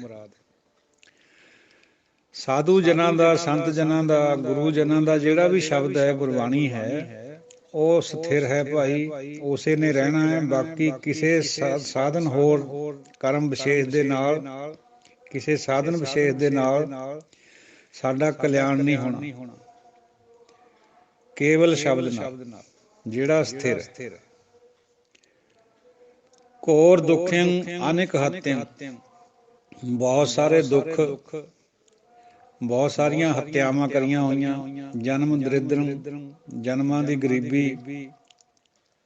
ਮਹਾਂ ਵਿਖਿਆਦੰ, ਬੜੇ ਬੜੇ ਭਿਆਨਕ ਵਿਖਿਆਤ, ਵਿਖਿਆ ਦੇ ਵਿੱਚ ਕਰੇ ਹੋਏ ਕਰਮ। ਇੰਨੇ ਪਾਪ ਮਿਟੰਤ ਸਗਲ ਸਿਮਰੰਤ ਹਰ ਨਾਮ ਨਾਨਕ, ਨਾਮ ਨਾਲ ਗੁਰੂ ਨਾਨਕ ਸਾਹਿਬ ਫਰਮਾਉਂਦੇ ਆ ਵੀ ਨਾਮ ਦੇ ਨਾਲ ਇੰਨੇ ਕਰੇ ਹੋਏ ਪਾਪ ਸਭ ਮਿਟ ਜਾਂਦੇ। ਕਿਵੇਂ? ਜੈਸੇ ਪਾਵਕ ਕਾਸ਼ਟ ਭਸਮੰ ਕਰੋਤ, ਜਿਸ ਤਰ੍ਹਾਂ ਅੱਗ, ਪਾਵਕ ਮੈਨੇ ਅੱਗ, ਕਾਸ਼ਟ ਲੱਕੜੀ, ਭਸਮ ਕਰ ਦੇਣਾ, ਜਲਾ ਦੇਣਾ, ਰਾਖ ਕਰ ਦੇਣਾ, ਕਰੋਤੇ। ਇੱਕ ਤਿੱਲੀ ਛੋਟੀ ਜੀ ਸਾਰੇ ਜੰਗਲ ਨੂੰ ਰਾਖ ਕਰ ਦਿੰਦੀ ਹੈ। ਨਾਮ ਦਾ ਇੱਕ ਕਿਣਕਾ ਸਾਡੇ ਅੰਦਰੋਂ ਕਮਾਏ ਹੋਏ ਪਾਪ ਸਾਰਿਆਂ ਨੂੰ ਰਾਖ ਕਰਕੇ ਰੱਖ ਦਿੰਦਾ। ਗਨਕਾਂ ਦੀ ਮਿਸਾਲ ਸਾਹਮਣੇ ਹੈ, ਜਾਮਲ ਦੀ ਸਾਹਮਣੇ ਹੈ, ਵਾਲਮੀਕ ਜੀ ਦੀ ਸਾਹਮਣੇ ਹੈ, ਕਿੰਨੇ ਕਿੰਨੇ ਕੁਕਰਮ ਕਰੇ, ਲੇਕਿਨ ਜਦ ਤੋਂ ਗੁਰੂ ਦੀ ਛੋਹ ਹੋ ਗਈ, ਕੋਈ ਕਾਮਲ ਪੁਰਸ਼ ਸੰਤ ਮਿਲ ਗਿਆ, ਉਹ ਮਨ ਵਿੱਚ ਵਸ ਗਿਆ, ਸਾਰੇ ਦੁੱਖ ਦਰਿੱਦਰ ਨਾਸ ਹੋ ਗਏ। ਸਾਧ ਸੰਗਤ ਜੀਓ, ਇੱਥੇ ਕਈ ਵਾਰ ਕਈ ਲੋਕ ਇਸ ਤਰ੍ਹਾਂ ਦੇ ਸਵਾਲ ਵੀ ਉਠਾਇਆ ਕਰਦੇ ਹੈ, ਜਿਹੜੇ ਅਨਾੜੀ ਹੈ, ਗੁਰਮਤਿ ਤੋਂ ਮਤਲਬ ਅਣਜਾਣ ਹੈ, ਬਈ ਫਿਰ ਰੱਬ ਪਾਰਸ਼ਲ ਹੈ, ਜਿਹੜਾ ਪਾਪੀਆਂ ਨੂੰ ਬਖਸ਼ ਦਿੰਦਾ, ਸਾਨੂੰ ਨਹੀਂ ਬਖਸ਼ਦਾ, ਅਸੀਂ ਕਿਹੜੇ ਪਾਪੀ ਹਾਂ ਉੱਡੇ। ਇਹੀ ਹਉਮੈ ਦਾ ਬਰੀਕ ਰੂਪ ਹੈ। ਗੁਰੂ ਦੀ ਕਰੇ ਹੋਏ ਪਰ ਪਰਮਾਤਮਾ ਦੀ ਕਰਨੀ ਪਰ ਜਿਹੜਾ ਸਵਾਲ ਉਠਾਉਣਾ ਹੈ ਨਾ ਬੁੱਧੀ ਨਾਲ, ਬਸ ਇਸੇ ਵਿੱਚ ਸਭ ਕੁਝ ਲੁਕਿਆ ਹੋਇਆ। ਇਹ ਹਉਮੈ ਚੋਂ ਨਿਕਲਦੀ ਹੈ ਗੱਲ, ਬੁੱਧੀ ਚੋਂ। ਬੁੱਧੀ ਹਉਮੈ ਦਾ ਰੂਪ ਹੈ। ਪਰਮਾਤਮਾ ਕਿਆ ਕਰਦਾ, ਕਿਵੇਂ ਕਰਦਾ, ਇਹਦੇ ਬਾਰੇ 'ਚ ਕਿਸੇ ਨੂੰ ਕੋਈ ਹੱਕ ਨਹੀਂ ਕਹਿਣ ਦਾ। ਉਹ ਜੋ ਕਰਦਾ ਹੈ ਸਭ ਠੀਕ ਕਰਦਾ ਹੈ, ਇਸ ਗੱਲ ਵਿੱਚ ਭਲਾ ਹੈ, ਇਸੇ ਨੂੰ ਹੁਕਮ ਕਿਹਾ ਜਾਂਦਾ। ਜਿਹੜੀ ਸਾਡੀ ਬੁੱਧੀ ਹੈ, ਬਈ ਜਾਮਲ ਨੂੰ ਕਿਉਂ ਮਿਲ ਗਿਆ, ਗਨਕਾਂ ਕਿਉਂ ਬੈਕੁੰਠਾਂ ਨੂੰ ਗਈ, ਉਹ ਭਾਈ ਇਹਦੇ ਪਿੱਛੇ ਸਬਕ ਇਹ ਹੈ ਵੀ ਜਿਸ ਬੰਦੇ ਦਾ ਜਿਸ ਘੜੀ ਵੀ ਮਨ ਬਦਲ ਗਿਆ, ਕਿਸੇ ਕਾਮਲ ਪੁਰਸ਼ ਦੀ ਚਰਨ ਛੋਹ ਦੇ ਨਾਲ, ਸੱਜਣ ਦਾ, ਕੌਡੇ ਦਾ, ਉਹ ਉਸੇ ਘੜੀ ਤੋਂ ਪਵਿੱਤਰ ਹੋ ਜਾਂਦਾ। ਸਾਡਾ ਜਿਹੜਾ ਮਨ ਦੁਬਦਾ ਕਰਕੇ ਬਦਲਦਾ ਨਹੀਂ ਹੈ। ਜਿਹੜੇ ਭਰਮ ਵਾਲੇ ਹੁੰਦੇ ਆ ਉਹ ਛੇਤੀ ਟਰਨ ਹੋ ਜਾਂਦੇ। ਕੱਲ ਵੀ ਵਿਚਾਰ ਕਰੀ ਸੀ, ਜਿਹੜੇ ਅਸੀਂ ਦੁਬਦਾ ਵਾਲੇ ਆ, ਵਿਚਾਲੇ ਲਟਕਦੇ ਆ, ਸਾਡਾ ਮਨ ਨਹੀਂ ਕਿਸੇ ਵੀ ਘੜੀ ਉੱਧਰ ਨੂੰ ਪੱਕੀ ਤੌਰ ਤੇ ਖੜਦਾ। ਉਹ ਜਿਹੜੇ ਭਰਮ ਵਾਲੇ ਹੁੰਦੇ, ਜਿਹਨੂੰ ਰੱਬ ਦੇ ਉੱਤੇ ਕੋਈ ਭਰੋਸਾ ਨਹੀਂ ਹੁੰਦਾ, ਉਹਨਾਂ ਦਾ ਭਰਮ ਟੁੱਟ ਕੇ ਉਹ ਇੱਕਦਮ ਪੂਰੇ ਭਰੋਸੇ ਵਾਲੇ ਬਣ ਜਾਂਦੇ। ਇਹ ਕਾਰਨ, ਅਸੀਂ ਦੁਬਦਾ 'ਚ ਹੈ। ਭਰਮ ਬੇਸ਼ੱਕ ਘੱਟ ਹੈ, ਪਰ ਦੁਬਦਾ ਵਾਲਿਆਂ ਨੂੰ ਪਰਮਾਤਮਾ ਨਹੀਂ ਮਿਲਦਾ। ਜੇ ਉਹ ਕਿਰਪਾ ਕਰਕੇ ਸਾਡੀ ਦੁਬਦਾ ਕੱਟੇ ਪਹਿਲਾਂ, ਤਾਂ ਜਾ ਕੇ ਮਿਲਦਾ ਤਾਂ ਉਹਨਾਂ ਨੂੰ ਵੀ ਭਰਮ ਕੱਟਣ ਤੋਂ ਹੀ ਹੈ। ਪਰਮਾਤਮਾ ਤਾਂ ਸਰਵੱਗ ਹੈ, ਗੁਰੂ ਸਰਵੱਗ ਹੈ, ਕੁਛ ਵੀ ਕਰ ਸਕਦਾ, ਪਰ ਉਹ ਮਿਸਾਲ ਫਿਰ ਸਾਹਮਣੇ ਆ ਜਾਂਦੀ ਹੈ ਵੀ ਅਸੀਂ ਤਾਂ ਚੰਗੇ ਹਾਂ, ਸਾਨੂੰ ਮਿਲਦਾ ਨਹੀਂ, ਉਹਨਾਂ ਨੂੰ ਮਿਲ ਗਿਆ। ਇਹ ਸਵਾਲ ਉੱਠਦਾ। ਇਹ ਵਾਹੀਹਾਤ ਸਵਾਲ ਹੈ, ਅਲਪ ਬੁੱਧੀ ਚੋਂ ਪੈਦਾ ਹੁੰਦਾ ਹੈ। ਇੱਕ ਸਾਧ ਸੰਗਤ ਜੀ ਹੋਰ ਕੱਲ ਦੀ ਵਿਚਾਰ ਵੀ ਚੱਲੀ ਸੀ, ਜਿਹੜੀ ਪ੍ਰਕਾਸ਼ ਦੀ, ਜਨਮ ਮਰਨ ਦੁਹੂ ਮੈਂ ਨਾਹੀ, ਜਨ ਪਰ ਉਪਕਾਰੀ ਆਏ। ਇਹ ਵੀ ਬੁੱਧੀ 'ਚ ਸਵਾਲ ਉੱਠਦਾ ਵੀ ਜਨਮ ਮਰਨ ਕਾਹਤੇ ਨਹੀਂ ਹੈ। ਗੁਰੂ ਨਾਨਕ ਸਾਹਿਬ ਵੀ ਜਠਰਾਗਨ ਚੋਂ ਆਏ ਆ, ਹੋਰ ਭਗਤ ਵੀ ਔਰਤ ਦੇ ਪੇਟ ਚੋਂ ਆਏ ਆ, ਵੀ ਇਹਦਾ ਮਤਲਬ ਕਿਆ ਫਿਰ ਜਨਮ ਮਰਨ ਦੁਹੂ ਮੈਂ ਨਾਹੀ। ਇਹਦੀ ਵਿਚਾਰ ਵੀ ਸਮਝਣ ਜੈਸੀ ਹੈ।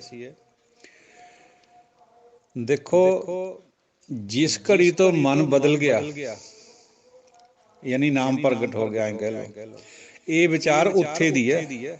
ਉਸ ਤੋਂ ਬਾਅਦ ਨਾ ਜਨਮ ਹੈ ਨਾ ਮਰਨ ਹੈ। ਅਸੀਂ ਆਪਣੀ ਬੁੱਧੀ ਨਾਲ ਇਹਨੂੰ ਪਹਿਲਾਂ ਸੋਚਦੇ ਹਾਂ ਵੀ ਪਹਿਲਾਂ ਤਾਂ ਉਹ ਆਏ, ਜਿਵੇਂ ਗੁਰੂ ਅੰਗਦ ਦੇਵ ਜੀ, ਗੁਰੂ ਅਮਰਦਾਸ ਜੀ, ਉਹ ਤਾਂ ਤ੍ਰੈ ਗੁਣਾਂ ਦੇ ਵਿੱਚ ਪੈਦਾ ਹੋਏ। ਪ੍ਰਕਾਸ਼ ਨਹੀਂ ਉਹਨਾਂ ਦਾ ਕਿਹਾ ਜਾਂਦਾ, ਹਾਲਾਂਕਿ ਅਸੀਂ ਸ਼ਰਧਾ 'ਚ ਕਹਿ ਸਕਦੇ ਹਾਂ, ਕਿਉਂਕਿ ਬਾਅਦ ਵਿੱਚ ਉਹ ਗੁਰੂ ਬਣ ਗਏ। ਪਰ ਉਹਦਾ ਮਤਲਬ ਇਹੀ ਹੈ ਵੀ ਜਦ ਤੋਂ ਚਰਨ ਛੋਹ ਹੋ ਗਈ, ਉਹਨਾਂ ਦਾ ਜਨਮ ਮਰਨ ਕੱਟਿਆ ਗਿਆ, ਕਿਸੇ ਦਾ ਵੀ, ਜਿਹਨੂੰ ਨਾਮ ਪ੍ਰਾਪਤ ਹੋ ਜਾਏ ਗੁਰੂ ਵੱਲੋਂ। ਬੁੱਧੀ ਲਗਾਉਂਦੀ ਹੈ ਇਹਨੂੰ ਪਹਿਲਾਂ, ਵੀ ਪਹਿਲਾਂ ਉਹ ਇਹਦੇ ਚੋਂ ਆਏ ਹੈ, ਗਰਭ ਚੋਂ ਆਏ ਹੈ, ਬਾਅਦ ਵਿੱਚ ਵੀ ਸਰੀਰ ਉਹਨਾਂ ਦਾ, ਕਿਸੇ ਦਾ ਪਾਣੀ 'ਚ ਵਿਸਰਜਨ ਹੋਇਆ ਹੋਊ, ਕਿਸੇ ਦਾ ਸੰਸਕਾਰ ਹੋਇਆ ਹੋਊ, ਕਿਸੇ ਨੂੰ ਦੱਬਿਆ ਗਿਆ ਹੋਊ। ਇਹ ਜਿਹੜੀ ਖੇਡ ਹੈ ਇਹ ਮਾਇਆ ਦੀ ਹੈ। ਸਰੀਰ ਤਾਂ ਹਮੇਸ਼ਾ ਹੀ ਨਾਸ਼ਵਾਨ ਹੈ, ਚਾਹੇ ਚੰਦ ਸੂਰਜ ਹੈ ਉਹ ਵੀ ਨਾਸ਼ਵਾਨ ਹੈ, ਸਰੀਰ ਦੀ ਤਾਂ ਕੋਈ ਪਾਇਆ ਹੀ ਨਹੀਂ ਹੈ। ਲੇਕਿਨ ਜਿਹੜਾ ਸਾਧੂ ਹੈ ਉਹ ਹਮੇਸ਼ਾ ਹੀ ਰਹਿੰਦਾ ਹੈ, ਸ਼ਬਦ ਵੀ ਰਹਿੰਦਾ ਹੈ, ਸਾਧੂ ਵੀ ਰਹਿੰਦਾ ਹੈ। ਨਾਮ ਰਹਿਓ, ਸਾਧੂ ਰਹਿਓ ਗੁਰੂ ਗੋਬਿੰਦ। ਗੁਰੂ ਔਰ ਗੋਬਿੰਦ ਤਾਂ ਹੈ ਹੀ ਅਮਰ, ਸ਼ਬਦ ਵੀ ਅਮਰ ਹੈ, ਸਾਧੂ ਵੀ ਅਮਰ ਹੈ। ਬਾਕੀ ਸਾਰੀ ਸ੍ਰਿਸ਼ਟੀ ਆਪਣੀ ਜਾਮਣੀ ਹੈ, ਇੱਥੋਂ ਖਤਮ ਹੋਣਾ ਇਹਨੇ ਕਿਸੇ ਨਾ ਕਿਸੇ ਰੂਪ ਦੇ ਵਿੱਚ।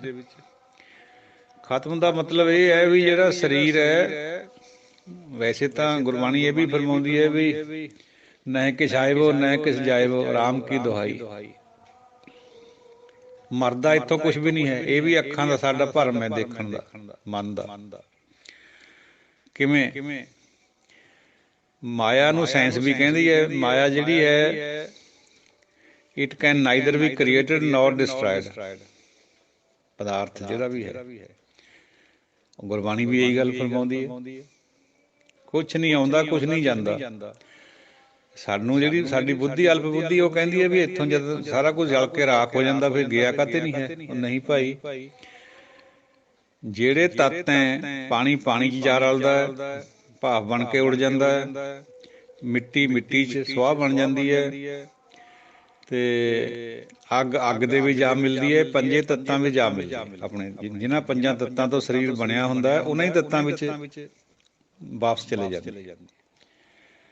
ਇਸ ਕਰਕੇ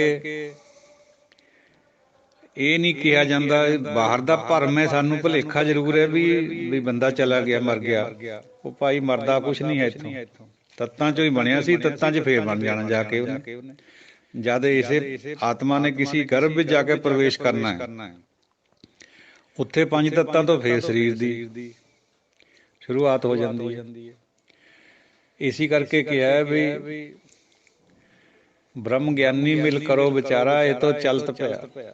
ਇਹ ਤਾਂ ਮਹਾਰਾਜ ਦਾ ਇੱਕ ਖੇਡ ਹੈ, ਮਹਾਰਾਜ ਦੀ ਖੇਡ ਹੈ ਵੀ ਜੰਮਦਾ ਮਰਦਾ ਇੱਥੋਂ ਕੁਛ ਵੀ ਨਹੀਂ ਹੈ। ਦੇਖਣ ਦਾ ਭਰਮ ਜ਼ਰੂਰ ਹੈ। ਨਾ ਐਨਰਜੀ ਵੱਧਦੀ ਘਟਦੀ ਹੈ, ਨਾ ਪਦਾਰਥ ਘਟਦਾ ਵੱਧਦਾ। ਪਹਿਲਾਂ ਵਿਚਾਰਾਂ ਹੋਲੀਆਂ ਹੈ, ਜੋ ਕੁਛ ਹੈ ਸੋ ਇੱਕੋ ਵਾਰੀ ਉਹਨੇ ਪਾ ਦਿੱਤਾ ਹੋਇਆ। ਜੋ ਕੁਛ ਪਾਇਆ ਸੋ ਏਕਾ ਬਾਰ। ਉਹ ਆਪਣੇ ਰੂਪ ਬਟਾਈ ਜਾਂਦੀ ਹੈ ਮਾਇਆ ਜਾਂ ਐਨਰਜੀ, ਦੋਨੋਂ। ਮਰਦਾ ਜੰਮਦਾ ਇੱਥੇ ਕੁਛ ਵੀ ਨਹੀਂ ਹੈ।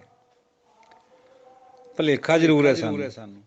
ਤਾਂ ਇਹ ਗੁਰਬਾਣੀ ਦੀਆਂ ਜਿਹੜੀਆਂ ਵਿਚਾਰਾਂ ਹੈ, ਇਹ ਬੁੱਧੀ ਦੇ ਨਾਲ ਜਦ ਆਪਾਂ ਕਰਦੇ ਹਾਂ ਤਾਂ ਭਰਮ ਪੈਦਾ ਹੁੰਦਾ ਹੈ ਵੀ ਨਹੀਂ ਏਕਣ ਤਾਂ ਹੁੰਦਾ ਹੀ ਨਹੀਂ ਹੈ। ਸਾਹਮਣੇ ਤਾਂ ਦਿਖਦਾ ਵੀ ਬੰਦਾ ਮਰ ਗਿਆ। ਉਹ ਭਾਈ ਸਰੀਰ ਹੈ, ਸਰੀਰ ਨੇ ਤਾਂ ਤੱਤਾਂ 'ਚ ਜਾ ਮਿਲਣਾ। ਜਿਹੜੀ ਆਤਮਾ ਉਹ ਅਮਰ ਹੈ, ਉਹ ਅੱਗੇ ਜਾ ਕੇ ਪ੍ਰਵੇਸ਼ ਕਰਦੀ ਹੈ ਕਿਧਰੇ ਹੋਰ ਜਾ ਕੇ। ਆਤਮਾ ਦਾ ਔਰ ਪਰਮਾਤਮਾ ਦਾ ਵੀ ਥੋੜ੍ਹਾ ਜਿਹਾ ਅੰਤਰ ਹੈ ਸਾਧ ਸੰਗਤ ਜੀ। ਜੋ ਦਾਸ ਨੂੰ ਆਪਣੀ ਅਲਪ ਬੁੱਧੀ 'ਚ ਜੋ ਸਮਝ ਆਈ ਹੋਈ ਹੈ, ਆਤਮਾ ਹਾਲਾਂਕਿ ਪਰਮਾਤਮਾ ਦਾ ਹੀ ਰੂਪ ਹੈ, ਮਿਨੀ ਰੂਪ ਹੈ ਉਹਦਾ। ਲੇਕਿਨ ਪਰਮਾਤਮਾ ਸਰਵੱਗ ਹੈ, ਆਤਮਾ ਜਿਹੜੀ ਹੈ ਉਹ ਸਰਵੱਗ ਨਹੀਂ ਹੈ। ਕਿਉਂਕਿ ਆਤਮਾ ਨੇ ਇੱਕ ਜਗ੍ਹਾ ਤੋਂ ਹਟ ਕੇ ਦੂਜੀ 'ਚ ਪ੍ਰਵੇਸ਼ ਕਰਨਾ ਹੈ। ਇਹ ਚਲੰਤ ਹੈ। ਭਾਵੇਂ ਰੂਪ ਉਸੇ ਦਾ ਹੀ ਹੈ, ਪਰ ਪਰਮਾਤਮਾ ਕਦੇ ਨਹੀਂ ਜੂਨੀਆਂ ਚਾਹੁੰਦਾ। ਉਹ ਅਜੂਨੀ ਹੈ। ਸਭ ਤੋਂ ਪਹਿਲਾਂ ਹੀ ਗੁਰੂ ਮਹਾਰਾਜ ਨੇ ਫਰਮਾ ਦਿੱਤਾ ਸਾਨੂੰ ਬਈ ਆ ਤੁਸੀਂ ਕਿਆ ਅਵਤਾਰਵਾਦ ਦਾ ਚੱਕਰ ਖੜਾ ਕਰਿਆ ਹੋਇਆ ਭਾਈ। ਅਵਤਾਰਵਾਦ ਵੀ ਇਸ ਤਰ੍ਹਾਂ ਪਰਮਾਤਮਾ ਜੂਨੀਆਂ ਚਾਹੁੰਦਾ ਵੀ ਜਦ ਵੀ ਸੰਸਾਰ ਦੇ ਉੱਤੇ ਗਲਾਨੀ ਫੈਲ ਜਾਂਦੀ ਹੈ, ਮੈਂ ਦੁਨੀਆ ਚਾਹੁੰਦਾ। ਕ੍ਰਿਸ਼ਨ ਜੀ ਦੇ ਰਚਨਾ ਤੋਂ ਇਹ ਗੱਲ ਕਢਾਈ ਹੋਈ ਹੈ। ਪਰ ਗੁਰੂ ਨਾਨਕ ਪਾਤਸ਼ਾਹ ਨੇ ਇਹਨੂੰ ਪਹਿਲਾਂ ਹੀ ਜੂਨੀ ਕਰ ਦਿੱਤਾ। ਅਵਤਾਰਵਾਦ ਦਾ ਡਟ ਕੇ ਖੰਡਨ ਹੈ ਗੁਰਬਾਣੀ ਦੇ ਵਿੱਚ। ਪਰਮਾਤਮਾ ਕਦੇ ਵੀ ਜੂਨਾਂ 'ਚ ਨਹੀਂ ਆਉਂਦਾ। ਸੋ ਮੁਖ ਜਲੋ ਜਿਤ ਕਹਿ ਠਾਕਰ ਜੋਨੀ। ਉਹ ਮੂੰਹ ਸੜ ਜਾਵੇ ਜਿਹੜਾ ਕਹਿੰਦਾ ਪਰਮਾਤਮਾ ਜੂਨੀਆਂ ਚਾਹੁੰਦਾ। ਔਰ ਲੋਰੀਆਂ ਦਿੱਤੀਆਂ ਜਾਂਦੀਆਂ ਗੋਬਿੰਦ ਸਮਝ ਕੇ ਬਾਲ ਰੂਪ ਨੂੰ। ਭਾਈ ਪਰਮਾਤਮਾ ਕਦੇ ਨਹੀਂ ਆਉਂਦਾ। ਭਰਮ ਭੁੱਲੇ ਨਰ ਕਰਤ ਕਚਰਾਇਣ, ਜਨਮ ਮਰਨ ਤੇ ਰਹਿਤ ਨਰੈਣ। ਇਹ ਕਚਰਾਇਣ ਕਰ ਰਹੇ ਅਸੀਂ, ਜਿਹੜਾ ਕੁਛ ਕਰ ਰਹੇ। ਪਰਮਾਤਮਾ ਬੇਅੰਤ ਹੈ, ਸਰਵੱਗ ਹੈ। ਆਤਮਾ ਜਿਹੜੀ ਹੈ ਉਹ ਪੂਰੀ ਸਰਵੱਗ ਨਹੀਂ ਹੈ। ਭਾਵੇਂ ਕਿ ਆਤਮਾ ਜਿਹੜੇ ਬਾਕੀ ਦੇ ਸਰੀਰ ਦੇ ਹਿੱਸੇ ਆ ਉਹਨਾਂ ਨਾਲੋਂ ਸ੍ਰੇਸ਼ਟ ਹੈ ਔਰ ਦਿਵ ਹੈ। ਬਾਕੀ ਸਰੀਰ ਦਿਵ ਨਹੀਂ ਹੈ, ਆਤਮਾ ਦਿਵ ਹੈ। ਪਰ ਫਿਰ ਵੀ ਉਹਦੀ ਜਿਹੜੀ ਸੱਤਾ ਹੈ ਉਹ ਐਬਸੋਲਿਊਟ ਨਹੀਂ ਹੈ ਪਰਮਾਤਮਾ ਦੀ ਤਰ੍ਹਾਂ। ਇਹਨੂੰ ਆਉਣਾ ਜਾਣਾ ਕਰਨਾ ਪੈਂਦਾ ਆਤਮਾ ਨੂੰ। ਜਿਹੜਾ ਸਰੀਰ ਦੇ ਬਾਕੀ ਹਿੱਸੇ ਆ, ਜਦੋਂ ਕਿਸੇ ਕਾਮਲ ਮੁਰਸ਼ਦ ਦਾ ਮਿਲਾਪ ਹੋ ਜਾਂਦਾ ਨਾ, ਫਿਰ ਬਾਕੀ ਦੇ ਵੀ ਦਿਵ ਬਣ ਜਾਂਦੇ। ਦਿਵ ਦਾ ਮਤਲਬ ਹੈ ਸਪਿਰਿਚੁਅਲ, ਡਿਵਾਈਨ। ਉਹੀ ਅੱਖਾਂ ਜਿਹੜੀਆਂ ਬਾਹਰ ਨੂੰ ਦੇਖਦੀਆਂ, ਸੰਸਾਰ ਨੂੰ ਦੇਖ ਰਹੀਆਂ, ਸੰਸਾਰ ਵਰਗੀਆਂ ਹੋਈਆਂ ਪਈਆਂ, ਭਰਮ ਪਿਆ ਹੋਇਆ ਦੇਖਣ ਦਾ, ਕੰਨਾਂ ਨੂੰ, ਜੀਭ ਨੂੰ, ਰਸਨਾ ਨੂੰ, ਸਰੀਰ ਨੂੰ, ਇਹ ਸਾਰੇ ਹੀ ਦਿਵ ਹੋ ਜਾਂਦੇ ਨਾਮ ਦੇ ਨਾਲ। ਜਦੋਂ ਜਿਹੜੀ ਆਤਮਾ ਸਾਡੀ ਉਹ ਤਾਂ ਪਹਿਲਾਂ ਵੀ ਦਿਵ ਹੈ, ਪਰ ਥੋੜੀ ਬਹੁਤ ਉਹਨੂੰ ਮੈਲ ਲੱਗੀ ਹੋਈ ਹੈ, ਕਿਉਂਕਿ ਲਿਬੜੇ ਹੋਏ ਅੰਗਾਂ ਦੇ ਨਾਲ ਲੱਗ ਕੇ ਸਰੀਰ ਸਾਰਾ ਹੀ ਲਿਬੜਿਆ ਹੋਇਆ ਮੰਨਦੀ ਹੈ ਗੁਰਬਾਣੀ, ਮਲੀਨ ਹੈ। ਇਹਦੇ ਨਾਲ ਜੁੜ ਕੇ ਆਤਮਾ ਵੀ ਮਲੀਨ ਹੋਈ ਪਈ ਹੈ ਸਾਡੀ। ਜਦ ਕਾਮਲ ਪੁਰਸ਼ ਦਾ ਮਿਲਾਪ ਹੁੰਦਾ ਹੈ, ਅੰਦਰ ਨਾਮ ਚੱਲਦਾ ਹੈ, ਸਾਡੇ ਅੰਦਰ ਮਨ ਦੀ ਉੱਚੀ ਅਵਸਥਾ ਦੇ ਵਿੱਚ ਨਾਮ ਪੈਦਾ ਹੁੰਦਾ ਹੈ। ਉਹ ਜਿਹੜਾ ਨਾਮ ਹੈ ਉਹ ਰਸ ਪੀ ਕੇ ਆਤਮਾ ਅਮਰ ਹੋ ਜਾਂਦੀ ਹੈ, ਫਿਰ ਦਿਵ ਹੋਰ ਜ਼ਿਆਦਾ ਹੋ ਜਾਂਦੀ, ਜਿਹੜੀ ਮਾੜੀ ਮੋਟੀ ਮੈਲ ਹੈ ਉਹ ਵੀ ਖਤਮ ਹੋ ਜਾਂਦੀ ਹੈ। ਸੋ ਜਿਹੜੀ ਆਤਮਾ ਹੈ ਉਹਦਾ ਥੋੜਾ ਜਿਹਾ ਪਰਮਾਤਮਾ ਨਾਲੋਂ ਫਰਕ ਹੈ। ਜਦੋਂ ਵੀ ਮੈਲ ਉਤਰੂਗੀ, ਆਤਮਾ ਦੀ ਜਿਹੜੀ ਥੋੜੀ ਬਹੁਤ ਹੈ, ਵੈਸੇ ਦਿਵ ਹੈ ਯਾਨੀ ਸਪਿਰਚੁਅਲ ਹੈ, ਲੇਕਿਨ ਪੂਰੀ ਤਰ੍ਹਾਂ ਨਹੀਂ ਹੈ।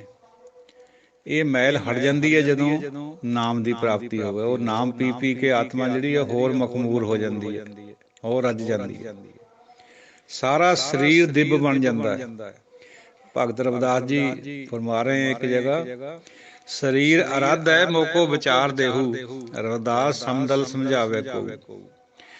ਕਹਿੰਦੇ ਜੀ ਮੇਰਾ ਸਰੀਰ ਅਰਧ ਹੈ, ਮੈਨੂੰ ਇਹ ਕਿਰਪਾ ਕਰੋ। ਸਰੀਰ ਦੇ ਰਾਧਣ ਤੋਂ ਕਿਆ ਮਤਲਬ ਹੈ? ਸਾਰੇ ਸਰੀਰ ਦੇ ਰੋਮਾਂ ਦੇ ਵਿੱਚੋਂ ਤੇਰਾ ਨਾਮ ਬੋਲੇ, ਮੇਰੇ ਅੰਦਰ ਬੈਠ ਕੇ ਤੂੰ ਬੋਲੇ, ਮੈਂ ਨਾ ਬੋਲਾਂ, ਮੈਂ ਖਤਮ ਹੋ ਜਾਵੇ, ਤੂੰ ਬੋਲੇ। ਮੇਰੀਆਂ ਅੱਖਾਂ ਤੈਨੂੰ ਦੇਖੇ, ਮੇਰੇ ਕੰਨ ਤੇਰਾ ਸੁਣੇ, ਵਿਗਿਆਨ ਸੁਣੇ, ਮੇਰੇ ਹੱਥ ਤੇਰਾ ਜਸ ਲਿਖੇ, ਮੇਰਾ ਸਾਰਾ ਸਰੀਰ ਤੇਰਾ ਹੋ ਜਾਵੇ। ਜਿਵੇਂ ਭਾਈ ਗੁਰਦਾਸ ਜੀ ਦਾ ਬਚਨ ਹੈ, ਬਿਨ ਸਤਿਗੁਰ ਹੋਰ ਧਿਆਨ ਹੈ ਸਭ ਦੂਜਾ ਪਾਓ, ਕੇਵਲ ਗੁਰੂ ਨਜ਼ਰ ਆਵੇ ਬਸ। ਗੁਰੂ ਦੇ ਵੱਲ ਹਰ ਵਕਤ ਧਿਆਨ ਰਹੇ। ਜਿਹੜੇ ਹੋਰ ਖਿਆਲ ਹੈ ਦੁਨੀਆ ਦੇ ਵਿੱਚ, ਉਹ ਸਾਰੇ ਭਾਈ ਨਹੀਂ ਪਰਮਾਤਮਾ ਨੂੰ ਮਿਲਾ ਸਕਦੇ। ਉਹ ਦੂਜਾ ਡੁਅਲਿਟੀ ਹੈ ਸਾਰਾ ਕੁਛ ਜੋ ਸੰਸਾਰ 'ਚ ਹੋ ਰਿਹਾ।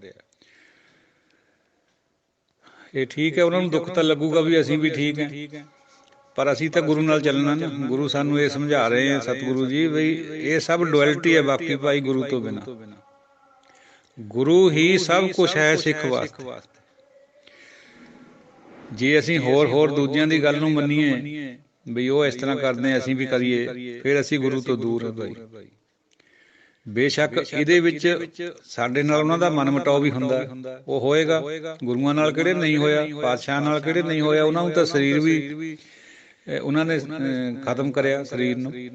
ਸਾਨੂੰ ਤਾਂ ਹਾਲੇ ਉਹਦੀ ਬਿਪਤਾ ਵੀ ਨਹੀਂ ਹੈ, ਪਰ ਜੋ ਗੱਲ ਉਹਨਾਂ ਨੇ ਕਹੀ ਹੈ ਆਪਣੇ ਸਿਧਾਂਤ ਦੇ ਉੱਤੇ ਕਾਇਮ ਰਹੇ ਆ, ਤਵੀਆਂ ਤੇ ਬੈਠ ਕੇ, ਆਰਿਆਂ ਹੇਠਾਂ, ਆਰੇ ਚਲਦਿਆਂ ਦੇ ਹੇਠਾਂ ਬੈਠੇ ਹੈ, ਅੰਗ ਅੰਗ ਕਟਵਾ ਲਿਆ ਬੰਦ। ਉਹ ਵੀ ਤਾਂ ਕੋਈ ਬਾਤ ਹੈ। ਸਾਨੂੰ ਉਹਨਾਂ ਦਾ ਹੀ ਅਨੁਸਰਨ ਕਰਨਾ ਹੈ, ਨਾ ਕਿ ਦੂਜਿਆਂ ਦਾ, ਕਿਸੇ ਹੋਰ ਦਾ ਜਿਹੜਾ ਕੋਈ ਹੋਰ ਸਾਧਨ ਬਤਾ ਰਿਹਾ ਹੈ। ਨਹੀਂ, ਕੋਈ ਹੋਰ ਸਾਧਨ ਨਹੀਂ ਹੈ ਭਾਈ। ਅਸਥਿਰੰ ਸ਼ਬਦ ਸਾਧ ਸਵਜਨ। ਸਾਧੂ ਦਾ ਸ਼ਬਦ ਯਾਨੀ ਗੁਰਬਾਣੀ ਇਹੀ ਸਥਿਰ ਹੈ। ਜੋ ਇਹਦੇ 'ਚ ਸਾਨੂੰ ਮਿਲਦਾ ਹੈ ਉਹੀ ਤਰ੍ਹਾਂ ਸਾਨੂੰ ਚੱਲਣਾ ਚਾਹੀਦਾ ਹੈ, ਨਾ ਕਿ ਅਸੀਂ ਕਿਸੇ ਹੋਰ ਦੀ ਗੱਲ ਨੂੰ ਪਕੜੀਏ। ਫਿਰ ਜਿਹੜੀ ਸਾਡੀ ਲਾਈਨ ਹੈ ਪਰਮਾਤਮਾ ਦੀ, ਵਾਹਿਗੁਰੂ ਰਸਤੇ ਵਾਲੀ, ਉਹ ਸਹੀ ਹੋ ਜਾਏਗੀ। ਸਾਡੀ ਜਿਹੜੀ ਦਿਸ਼ਾ ਹੈ ਉਹ ਸਹੀ ਹੋ ਜਾਏਗੀ। ਦਸ਼ਾ ਤਾਂ ਬਹੁਤ ਲੋਕ ਠੀਕ ਕਰੀ ਬੈਠੇ ਹੁੰਦੇ, ਲੱਖਾਂ ਦੀ ਗਿਣਤੀ 'ਚ ਵੀ ਹੁੰਦੇ, ਪਰ ਦਿਸ਼ਾ ਸਹੀ ਵਾਲਾ ਤਾਂ ਬਹੁਤ ਘੱਟ ਵੱਧ ਹੁੰਦਾ। ਕੋਈ ਇੱਕ ਦੋ ਉਂਗਲੀ ਤੇ ਗਿਣ ਲਓ ਭਾਵੇਂ। ਉਹ ਵਿਚਾਰ ਬਾਰ-ਬਾਰ ਗੁਰਬਾਣੀ 'ਚ ਆ ਰਹੀ ਹੈ, ਬੰਦੇ ਨੂੰ ਸਮਝਾਉਣ ਖਾਤਰ, ਠੋਕਰ ਮਾਰਨ ਖਾਤਰ, ਬਈ ਬੰਦੇ ਇਹ ਨਾ ਸਮਝ ਵੀ ਮੈਂ ਗੁਰਬਾਣੀ ਪੜ੍ਹ ਲਈ 1-2 ਵਾਰ 3 ਵਾਰ ਹੋਈ, ਹੁਣ ਮੈਨੂੰ ਆ ਗਈ ਗੁਰਬਾਣੀ। ਨੋ, ਇਹ ਇਸ ਤਰ੍ਹਾਂ ਦੀ ਗੱਲ ਹੈ ਹੀ ਨਹੀਂ। ਇਹ ਤਾਂ ਬਾਰ ਪ੍ਰਭੂ ਦਾ ਜਾਪ ਕਰਨਾ ਹੈ, ਗੁਰਬਾਣੀ ਪੜ੍ਹਨੀ ਸੁਣਨੀ ਸਾਰੀ ਉਮਰ ਹੈ। ਹਰ ਵਾਰੀ ਨਵਾਂ ਮੋਤੀ ਹੱਥ 'ਚ ਆਊਗਾ, ਕੋਈ ਹੀਰਾ ਨਵਾਂ ਲੱਭੂਗਾ। ਉਹੀ ਤੁਕ ਜਿਹੜੀ ਅਸੀਂ ਰੋਜ਼ ਪੜ੍ਹਦੇ ਹੁੰਦੇ ਹਾਂ, ਉਹਦੇ ਹੀ ਸਮਝ ਆ ਜਾਊਗੀ ਵੀ ਇਹਦਾ ਮਤਲਬ ਕਿਆ ਹੈ। ਜਿੰਨੀ ਵਾਰ ਵੀ ਬੰਦਾ ਗੁਰਬਾਣੀ ਪੜ੍ਹੂਗਾ, ਉਨੀ ਵਾਰ ਨਵਾਂ ਅੰਦਰ ਭਾਵ ਪੈਦਾ ਹੋਊਗਾ, ਪਰਮਾਤਮਾ ਵੱਲ ਨੂੰ ਹੋਰ ਵੱਧ ਜਾਊਗਾ। ਇਹੀ ਸਿਫਤ ਹੈ ਗੁਰਬਾਣੀ ਦੀ। ਬਾਰ ਪੜ੍ਹਨੀ ਹੈ, ਸਮੱਗਰ ਪੜ੍ਹਨੀ, ਸਾਰੀ ਬਾਣੀ ਦੀ ਵਿਚਾਰ ਜਦੋਂ ਅੰਦਰ ਕੋਸ਼ਿਸ਼ ਕਰੂਗਾ ਬੰਦਾ ਵੀ ਮੇਰੇ ਅੰਦਰ ਮਹਾਰਾਜ ਖਿਆਲ ਦੇ ਦੇ, ਨੀਵਾਂ ਰਹਿ ਕੇ। ਇਹ ਨਹੀਂ ਵੀ ਇਹਦੇ ਨਾਲ ਕੋਈ ਹਉਮੈ, ਠੀਕ ਹੈ, ਜੇ ਹਉਮੈ ਕਰਕੇ ਬੰਦਾ ਕਰਦਾ ਵੀ ਮੈਂ ਲੋਕਾਂ ਨੂੰ ਪ੍ਰਭਾਵਿਤ ਕਰ ਲੂੰਗਾ, ਫਿਰ ਤਾਂ ਇਹਦਾ ਕੋਈ ਬਹੁਤਾ ਲਾਭ ਨਹੀਂ ਹੋਣਾ। ਉਹ ਚੀਜ਼ ਤਾਂ ਗੁਰਬਾਣੀ ਨੇ ਤੋੜਨੀ ਹੈ ਸਾਡੀ, ਜਿਹੜੀ ਮੈਂ ਵਾਲੀ ਹੈ। ਸਰਬੱਗਤਾ ਦਾ ਗਿਆਨ ਕਰਾਉਣਾ ਸਾਨੂੰ, ਵੀ ਜਿਵੇਂ ਉਹ ਸਰਬੱਗ ਹੈ ਅਸੀਂ ਵੀ ਉਹਦੇ ਵਿੱਚ ਮਿਲ ਸਕਦੇ ਹਾਂ। ਇਹ ਗੁਰਬਾਣੀ ਨੇ ਸਾਨੂੰ ਗੱਲ ਦੱਸਣੀ, ਸਮਝਾਉਣੀ। ਚਲੋ ਸਮਾਪਤੀ ਕਰੀਏ। ਵਿਚਾਰ ਕਰਦੇ ਹਾਂ ਸਾਧ ਸੰਗਤ ਜੀ, ਕੋਈ ਗਲਤ ਬਿਆਨੀ ਹੋ ਜਾਂਦੀ ਹੈ, ਹੋ ਸਕਦਾ ਹੁੰਦਾ ਕਈ ਵਾਰ ਸਾਡਾ ਨਹੀਂ ਸਹੀ ਵਿਆਖਿਆ ਹੁੰਦੀ, ਜਾਂ ਸੁਣਨ ਵਾਲੇ ਨੂੰ ਕਈ ਵਾਰ ਖਿਆਲ ਹੋਰ ਤਰ੍ਹਾਂ ਦਾ ਹੁੰਦਾ, ਮਨ ਵਿੱਚ ਹੋਰ ਤਰ੍ਹਾਂ ਸੁਣਿਆ ਵਾ ਹੁੰਦਾ। ਇਹ ਹੁਣ ਮਹਾਰਾਜ ਹੀ ਜਾਣਦਾ।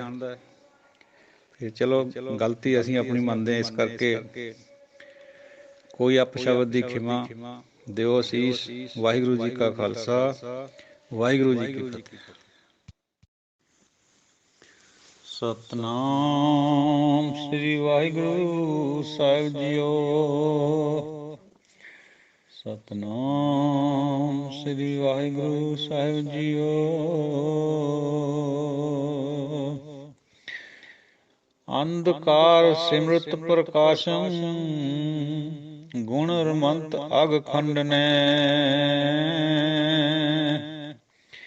ਰਿਦ ਬਸੰਤ ਪੈ ਪੀਤ ਦੂਤੈ, ਰਿਦ ਬਸੰਤ ਪੈ ਪੀਤ ਦੂਤੈ। ਕਰਮ ਕਰਤ ਮਹਾ ਨਿਰਮਲੈ, ਜਨਮ ਮਰਨ ਰਹੰਤ ਸਰੋਤਾ। ਸੁਖ ਸਮੂਹ ਅਮੋਗ ਦਰਸ਼ਨੈ,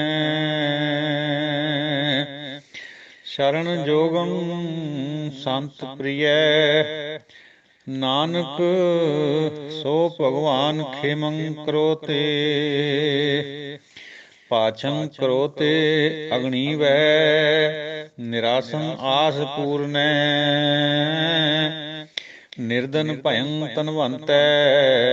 ਰੋਗੀੰ ਰੋਗ ਖੰਡਨੈ, ਭਗਤਿਐ ਭਗਤ ਦਾਨੰ। ਰਾਮ ਨਾਮ ਗੁਣ ਕੀਰਤਨੈ, ਪਾਰ ਬ੍ਰਹਮ ਪੁਰਖ ਦਾਤਾਰੈ। ਨਾਨਕ ਗੁਰ ਸੇਵਾ ਕਿਨਾ ਲੱਭਿਅਤੇ, ਭਗਤਿਐ ਭਗਤ ਦਾਨੰ। ਰਾਮ ਨਾਮ ਗੁਣ ਕੀਰਤਨੈ, ਪਾਰ ਬ੍ਰਹਮ ਪੁਰਖ ਦਾਤਾਰੈ। ਨਾਨਕ ਗੁਰ ਸੇਵਾ ਕਿਨਾ ਲੱਭਿਅਤੇ। ਪਾਵਨ ਸਤਿਗੁਰਾਂ ਦੇ ਪਾਵਨ ਚਰਨਾਂ ਦੀ ਭੌਰੀ ਦਾਸੀ ਸਾਧ ਸੰਗਤ ਜੀਓ, ਗੁਰਮੁਖ ਜਨੋ, ਗੁਰਮੁਖ ਮੈਂਬਰ ਸਾਹਿਬਾਨ ਇਸ ਗਰੁੱਪ ਦੇ, ਗੁਰੂ ਨਾਨਕ ਪਾਤਸ਼ਾਹ ਜੀ ਦੇ ਆਗਮਨ ਪੁਰਬ ਤੋਂ ਬਾਅਦ ਅੱਜ ਦੀ ਜਿਹੜੀ ਵਿਚਾਰ ਹੈ, ਆਪ ਜੀ ਦੇ ਨਾਲ ਦਾਸਰਾ ਆਪਣੀ ਤੁੱਛ ਬੁੱਧੀ ਅਨੁਸਾਰ ਸਾਂਝੀ ਕਰ ਰਿਹਾ। ਜਿਵੇਂ ਅੰਧਕਾਰ ਦੇ ਵਿੱਚ ਪ੍ਰਕਾਸ਼ ਕਰ ਦੀਏ, ਚਾਨਣਾ ਹੋ ਜਾਂਦਾ ਹੈ। ਐਸੇ ਤਰੀਕੇ ਨਾਲ ਸਿਮਰਨ ਕਰਨ ਦੇ ਨਾਲ ਦੁੱਖਾਂ ਕਲੇਸ਼ਾਂ ਦਾ, ਪਾਪਾਂ ਦਾ ਨਾਸ਼ ਹੋ ਜਾਂਦਾ ਹੈ। ਰਿਦ ਬਸੰਤ ਭੈ ਪੀਤ ਦੂਤੈ, ਜੇ ਹਿਰਦੇ ਚ ਬਸ ਜਾਵੇ ਪਰਮਾਤਮਾ, ਤਾਂ ਜਿਹੜੇ ਵੀ ਦੂਤ ਹੈ, ਕਾਮ ਕ੍ਰੋਧ ਲੋਭ ਮੋਹ ਹੰਕਾਰ, ਚਾਹੇ ਦੁਨਿਆਵੀ ਵੀ ਹੋਵੇ, ਉਹ ਭੈ ਭੀਤ ਹੋ ਜਾਂਦੇ। ਹਰੀ ਸਿੰਘ ਨਲੂਏ ਤੋਂ ਪਠਾਨ ਕਿੰਨੇ ਭੈ ਭੀਤ ਸੀਗੇ। ਆਪਣੇ ਬੱਚਿਆਂ ਨੂੰ ਵੀ ਸਲਾਉਣ ਖਾਤਰ ਮਾਵਾਂ ਕਹਿੰਦੀਆਂ ਸੀ, ਚੁੱਪ ਕਰ ਹਰੀਆ ਰੰਗ, ਚੁੱਪ ਸ਼ਹਿ ਹਰੀਆ ਰੰਗ। ਵੀ ਹਰੀ ਸਿੰਘ ਆ ਗਿਆ, ਚੁੱਪ ਕਰਕੇ ਪੈ ਜਾ। ਗੁਰੂ ਸਾਹਿਬ ਦੇ ਸਿੰਘਾਂ ਤੋਂ ਕਿਵੇਂ ਮੁਸਲਮਾਨੀ ਡਰਦੀ ਸੀ, ਭੈ ਭੀਤ ਹੋਈ ਪਈ ਸੀ। ਜਨਮ ਮਰਨ ਰਹੰਤ ਸਰੋਤਾ, ਸੁਣਨ ਵਾਲਿਆਂ ਦਾ ਜਨਮ ਮਰਨ ਕੱਟਿਆ ਜਾਂਦਾ ਹੈ। ਸੁੱਖ ਸਮੂਹ ਅਮੋਗ ਦਰਸ਼ਨ, ਸੁੱਖਾਂ ਦੀ ਪ੍ਰਾਪਤੀ ਹੋ ਜਾਂਦੀ ਹੈ, ਸਮੁੱਚੇ ਸੁੱਖਾਂ ਦੀ। ਔਰ ਅਮੋਗ ਦਰਸ਼ਨ ਹੈ ਜਿਹੜਾ ਉਹਦੇ ਨਾਲ ਅਮੋਗ ਹੁੰਦਾ, ਜਿਹਦਾ ਪਹਿਲਾਂ ਵੀ ਵਿਚਾਰ ਆ ਲਈ, ਜਿਹੜਾ ਸਫਲ ਹੋ ਜਾਏ, ਜਿਹੜਾ ਵਿਫਲ ਨਾ ਨਿਫਲ ਨਾ ਜਾਵੇ, ਉਹ ਤੀਰ ਨੂੰ ਅਮੋਗ ਤੀਰ ਕਹਿੰਦੇ। ਸੋ ਪਰਮਾਤਮਾ ਦੇ ਦਰਸ਼ਨ ਦੇ ਨਾਲ ਭਾਈ, ਅਮੋਗ ਦਰਸ਼ਨਾਂ ਦੇ ਨਾਲ ਜਨਮ ਮਰਨ ਕੱਟਿਆ ਜਾਂਦਾ ਹੈ ਤੇ ਸਮੂਹ ਸੁੱਖਾਂ ਦੀ ਪ੍ਰਾਪਤੀ ਹੋ ਜਾਂਦੀ। ਸ਼ਰਨ ਜੋਗੰ ਸੰਤ ਪ੍ਰਿਯ, ਉਹ ਸ਼ਰਨ ਯੋਗ ਹੈ, ਸ਼ਰਨ ਪਾਲਣ ਯੋਗ ਹੈ, ਔਰ ਸੰਤਾਂ ਦਾ ਪ੍ਰੇਮ ਕਰਨ ਵਾਲਾ, ਸੰਤਾਂ ਨੂੰ ਪ੍ਰੇਮ ਕਰਦਾ ਹੈ। ਨਾਨਕ, ਹੇ ਨਾਨਕ, ਸੋ ਭਗਵਾਨ ਖੇਮੰ ਕਰੋਤ, ਉਹ ਭਗਵਾਨ ਸਭ ਕੁਸ਼ਲ ਖੇਮ ਦਾ ਦਾਤਾ ਹੈ, ਆਨੰਦ ਬਖਸ਼ ਦਿੰਦਾ ਹੈ, ਸੰਤਾਂ ਦੀ ਰੱਖਿਆ ਕਰਦਾ ਹੈ, ਸੰਤਾਂ ਨੂੰ ਪਿਆਰਾ ਹੈ, ਔਰ ਸ਼ਰਨ ਯੋਗ ਹੈ, ਸ਼ਰਮ ਪਾਲਣ ਯੋਗ ਹੈ, ਆਏ ਦੀ ਰੱਖਿਆ ਕਰਨ ਯੋਗ ਹੈ। ਪਾਛੰ ਕ੍ਰੋਧ ਅਗਰਣੀ ਵਹਿ, ਨਿਰਾਸੰ ਆਸ ਪੂਰਨ। ਵਾਹਿਗੁਰੂ ਪਿੱਛੇ ਰਿਹਾ ਹੋਇਆਂ ਨੂੰ, ਅਫਾਡੀ ਜਿਹਨੂੰ ਕਹਿੰਦੇ ਆਪਾਂ, ਪਛੱਡੀ, ਉਹਨਾਂ ਨੂੰ ਅੱਗੇ ਕਰ ਦਿੰਦਾ। ਨਿਰਾਸੰ ਆਸ ਪੂਰਨ ਹੈ, ਨਿਰਾਸਿਆਂ ਦੀ ਆਸ਼ਾ ਪੂਰੀ ਕਰ ਦਿੰਦਾ। ਨਿਰਧਨ ਭਜਨ ਧਨਵੰਤ ਹੈ, ਜਿਹੜੇ ਨਿਰਧਨ ਹੁੰਦੇ ਆ, ਜਿਹਨਾਂ ਕੋਲ ਕੋਈ ਧਨ ਨਹੀਂ ਹੁੰਦਾ, ਗਰੀਬੀ ਹੁੰਦੀ ਹੈ, ਮੁਫਲਿਸ ਹੁੰਦੇ ਆ, ਉਹ ਧਨਵੰਤੇ ਬਣ ਜਾਂਦੇ। ਰੋਗੀਆਂ ਦਾ ਰੋਗ ਖੰਡਨ ਕਰ ਦਿੰਦਾ ਹੈ। ਭਗਤਿਆਂ ਭਗਤ ਦਾਨੰ ਰਾਮ ਨਾਮ ਗੁਣ ਕੀਰਤਨ, ਭਗਤਾਂ ਨੂੰ ਭਗਤੀ ਬਖਸ਼ ਦਿੰਦਾ, ਭਗਤੀ ਦਾ ਦਾਨ ਦੇ ਦਿੰਦਾ। ਰਾਮ ਦੇ ਨਾਮ ਦੀ ਕੀਰਤੀ ਕਰਨ ਦਾ ਗੁਣ ਦੇ ਦਿੰਦਾ। ਸਾਧ ਸੰਗਤ ਜੀ, ਇੱਕ ਕੱਲ ਵੀ ਇੱਕ ਵਿਚਾਰ ਆਈ ਸੀ, ਇੱਕ ਤੁਕ ਆਈ ਸੀ ਮਹਾਵਾਗ, ਜਿਹਦੀ ਵਿਚਾਰ ਇਹ ਹੈ, ਜਨਮ ਮਰਨ ਦੋਹੂੰ ਮੈਂ ਨਾਹੀ, ਜਨ ਪਰਉਪਕਾਰੀ ਆਏ, ਭਗਤੀ ਦਾਨ ਦੇ ਸੌਰੀ ਵਿਸਰ ਗਈ, ਉਹ ਦੁਬਾਰਾ ਕਰਨਾ ਫਿਰ। ਹਾਂ, ਜੀ ਦਾਨ ਦੇ ਭਗਤੀ ਲਾਇਨ, ਹਰਸਿਉ ਲੈਣ ਮਿਲਾਏ। ਪਹਿਲੀ ਤੁਕ ਦੀ ਵਿਚਾਰ ਤਾਂ ਕੱਲ ਹੋਲੀ ਸੀ, ਅੱਜ ਦੂਜੀ ਦੀ ਇੱਥੇ ਨਾਲ ਜੁੜਦੀ ਹੈ। ਜੀ ਦਾਨ ਦੇ ਭਗਤੀ ਲਾਇਨ, ਜੀ ਯਾਨੀ ਰੂਹ, ਆਤਮਾ ਦਾ ਦਾਨ ਕਿਹੜਾ ਹੈ? ਨਾਮ ਵਾਲਾ।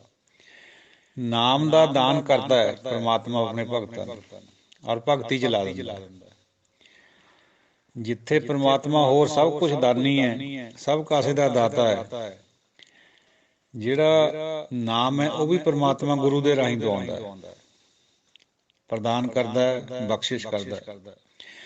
ਸਾਧ ਸੰਗਤ ਜੀ, ਉਹ ਸਿੱਖ ਹਮੇਸ਼ਾ ਸਿੱਖ ਬਣ ਕੇ ਰਹਿੰਦਾ ਹੈ, ਆਪਣੇ ਆਪ ਨੂੰ ਰੱਬ ਦਾ ਮੰਗਤਾ ਵੀ ਸਮਝਦਾ ਹੈ, ਪਰ ਇਹ ਗੱਲ ਵੀ ਗੁਰਮਤਿ ਅਨੁਸਾਰ ਹੈ ਵੀ ਜਦੋਂ ਕਿਸੇ ਨੂੰ ਨਾਮ ਦੀ ਪ੍ਰਾਪਤੀ ਹੋ ਜਾਏ, ਉਹ ਨਾਮ ਨੂੰ ਮੰਗਣਾ ਨਹੀਂ ਫਿਰ ਕਹਿੰਦੇ, ਉਹ ਨਾਮ ਦਾ ਦਾਤਾ ਬਣ ਜਾਂਦਾ ਹੈ, ਚਾਹੇ ਉਹ ਗੁਰਸਿੱਖ ਵੀ ਹੋਵੇ। ਇਹ ਬਹੁਤ ਬੜੀ ਇੱਕ ਵੱਡੀ ਗੱਲ ਹੈ। ਨਾਮ ਦਾ ਦਾਨ ਕਰਿਆ ਜਾਂਦਾ ਹਮੇਸ਼ਾ,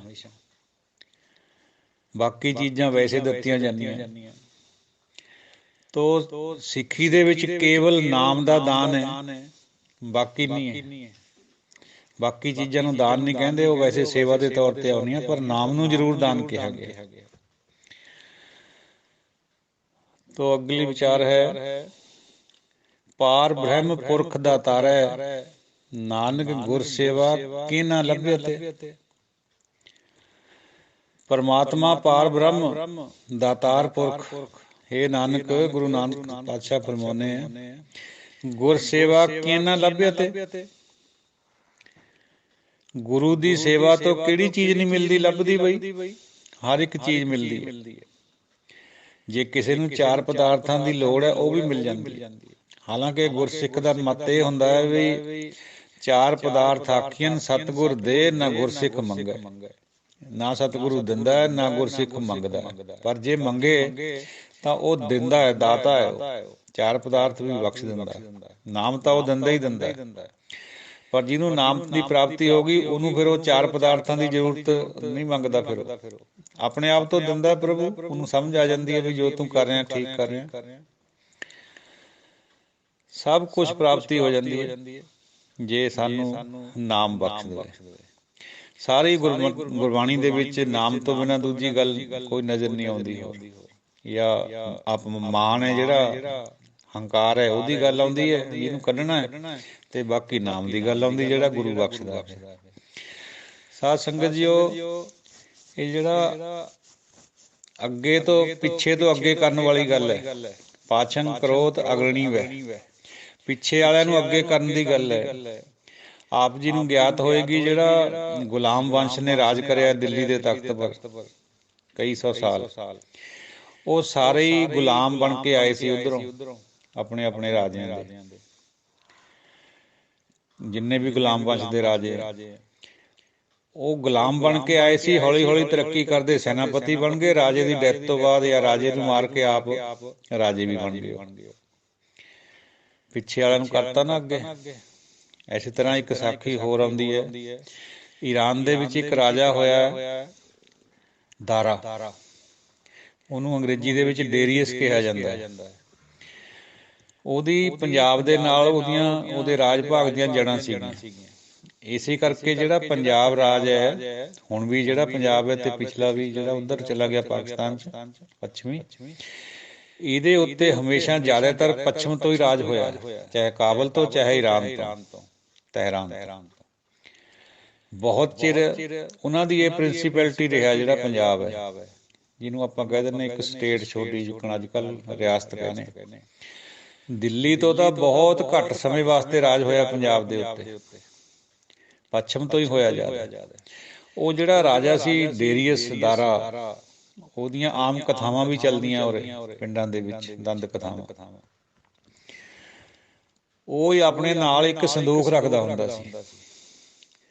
ਉਹ ਸੰਦੂਕ ਦੇ ਉੱਪਰ ਪਹਿਰਾ ਵੀ ਰੱਖਦਾ ਸੀ ਬਰਛੇ ਵਾਲੇ ਆਪਣੇ ਸਿਪਾਹੀਆਂ ਦਾ। ਜਿੱਥੇ ਵੀ ਜਾਣਾ, ਲੜਾਈ ਦੇ ਮੈਦਾਨ 'ਚ ਵੀ ਜਾਣਾ, ਤਾਂ ਵੀ ਸੰਦੂਕ ਨਾਲ ਰੱਖਦਾ ਸੀ। ਇੱਕ ਦਿਨ ਜਗਿਆਸਾ ਪੈਦਾ ਹੋਈ ਸੀਗੀ। ਇੱਕ ਦਿਨ ਜਿਹੜੇ ਛੋਟੇ ਵਜ਼ੀਰ ਤੇ ਉਹਨਾਂ ਨੇ ਬੜੇ ਵਜ਼ੀਰ ਨੂੰ ਕਿਹਾ ਵੀ ਜੀ ਤੁਸੀਂ ਤਾਂ ਗੱਲ ਕਰ ਸਕਦੇ ਆ, ਵੀ ਪੁੱਛੋ ਤਾਂ ਸਹੀ ਬਾਦਸ਼ਾਹ ਸਲਾਮਤ, ਵੀ ਇਹਦੇ 'ਚ ਕਿਆ ਐਡੀ ਗੱਲ ਹੈ ਜਿਹੜਾ ਤੁਸੀਂ ਹਰ ਵਕਤ ਵੀ ਕੋਈ ਖਜ਼ਾਨਾ ਹੋਏਗਾ ਵਿੱਚ, ਹੀਰੇ ਮੋਤੀ ਵਗੈਰਾ ਹੋਣਗੇ, ਵੀ ਪੁੱਛੋ।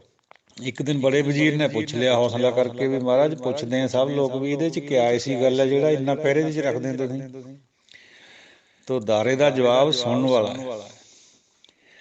ਉਹ ਕਹਿੰਦਾ ਪ੍ਰਧਾਨ ਮੰਤਰੀ ਆ ਜੋ ਵੀ ਉਸ ਟਾਈਮ ਦਾ ਕੋਈ ਹੋਣਾ ਉਹਨਾਂ ਦਾ, ਬਈ ਪ੍ਰਧਾਨ ਮੰਤਰੀ ਜੀ, ਬਈ ਇਹਦੇ ਵਿੱਚ ਉਹ ਚੀਜ਼ ਹੈ ਜਿਹੜੀ ਨੇ ਮੈਨੂੰ ਰਾਜਾ ਬਣਾਇਆ, ਮੈਂ ਆਪਣੀ ਔਕਾਤ ਨੂੰ ਭੁੱਲਦਾ ਨਹੀਂ ਹੈ। ਤੁਸੀਂ ਲਓ ਚਾਬੀ ਨੂੰ ਖੋਲ ਕੇ ਦੇਖੋ।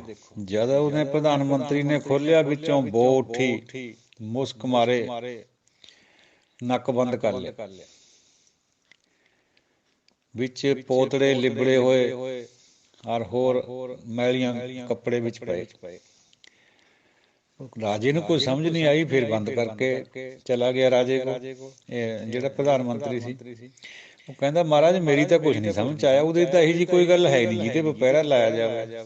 ਕਹਿੰਦੇ ਇਹੀ ਤਾਂ ਚੀਜ਼ ਹੈ, ਮੈਂ ਆਪਣੀ ਔਕਾਤ ਨਹੀਂ ਭੁੱਲਦਾ। ਜਦ ਮੈਂ ਛੋਟਾ ਹੁੰਦਾ ਸੀ ਮੈਂ ਬੱਕਰੀਆਂ ਲੇਲੇ ਚਾਰਦਾ ਹੁੰਦਾ ਸੀ ਜੰਗਲ 'ਚ। ਜਦ ਕਿਸੇ ਬੱਕਰੀ ਨੇ ਸੂਣਾ, ਉਹਨੂੰ ਉਹ ਜਿਹੜੀ ਜੇਰ ਵਗੈਰਾ ਪੈਂਦੀ ਹੁੰਦੀ ਹੈ, ਉਹ ਕੱਪੜੇ ਲਿਬੜੇ ਤਿਬੜੇ ਸਾਰੇ ਮੈਂ ਸਾਂਭ ਕੇ ਰੱਖੇ। ਅੱਜ ਮੈਂ ਰਾਜਾ ਹਾਂ, ਸਾਰੇ ਮੇਰੇ ਮੂਹਰੇ ਮੇਰਾ ਪਾਣੀ ਭਰਦੀ ਸਾਰੀ ਖਲਕਤ, ਪਰ ਮੈਂ ਆਪਣੀ ਔਕਾਤ ਨਹੀਂ ਭੁੱਲਿਆ, ਮੈਂ ਉਹ ਚੀਜ਼ ਨੂੰ ਯਾਦ ਰੱਖਦਾ। ਇਹ ਬਹੁਤ ਬੜੀ ਗੱਲ ਹੈ। ਨਹੀਂ ਤਾਂ ਜਿਹਦੇ ਕੋਲ ਸੱਤਾ ਆ ਜਾਂਦੀ ਉਹ ਸਭ ਕੁਛ ਭੁੱਲ ਜਾਂਦਾ। ਆ ਪੰਜਾਬ ਦੇ ਜਿਹੜੇ ਅੱਜ ਕੱਲ੍ਹ ਦੇ ਹਾਲਾਤ ਨੇ, ਜੋ ਦਿੱਲੀ ਅੱਜ ਕੱਲ੍ਹ ਬਣੇ ਹੋਏ ਆ, ਇਹ ਸਾਰਾ ਕੁਛ ਸੱਤਾ ਦੇ ਨਸ਼ੇ ਵਿੱਚ ਭੁੱਲ ਕੇ ਹੋ ਰਿਹਾ। ਸੋ ਉਹ ਰਾਜੇ ਤੋਂ, ਦਾਰੇ ਤੋਂ ਇਹ ਸਿੱਖਿਆ ਮਿਲਦੀ ਹੈ ਵੀ ਸਾਨੂੰ ਕਦੇ ਵੀ ਆਪਣੀ ਔਕਾਤ ਨਹੀਂ ਭੁੱਲਣੀ ਚਾਹੀਦੀ।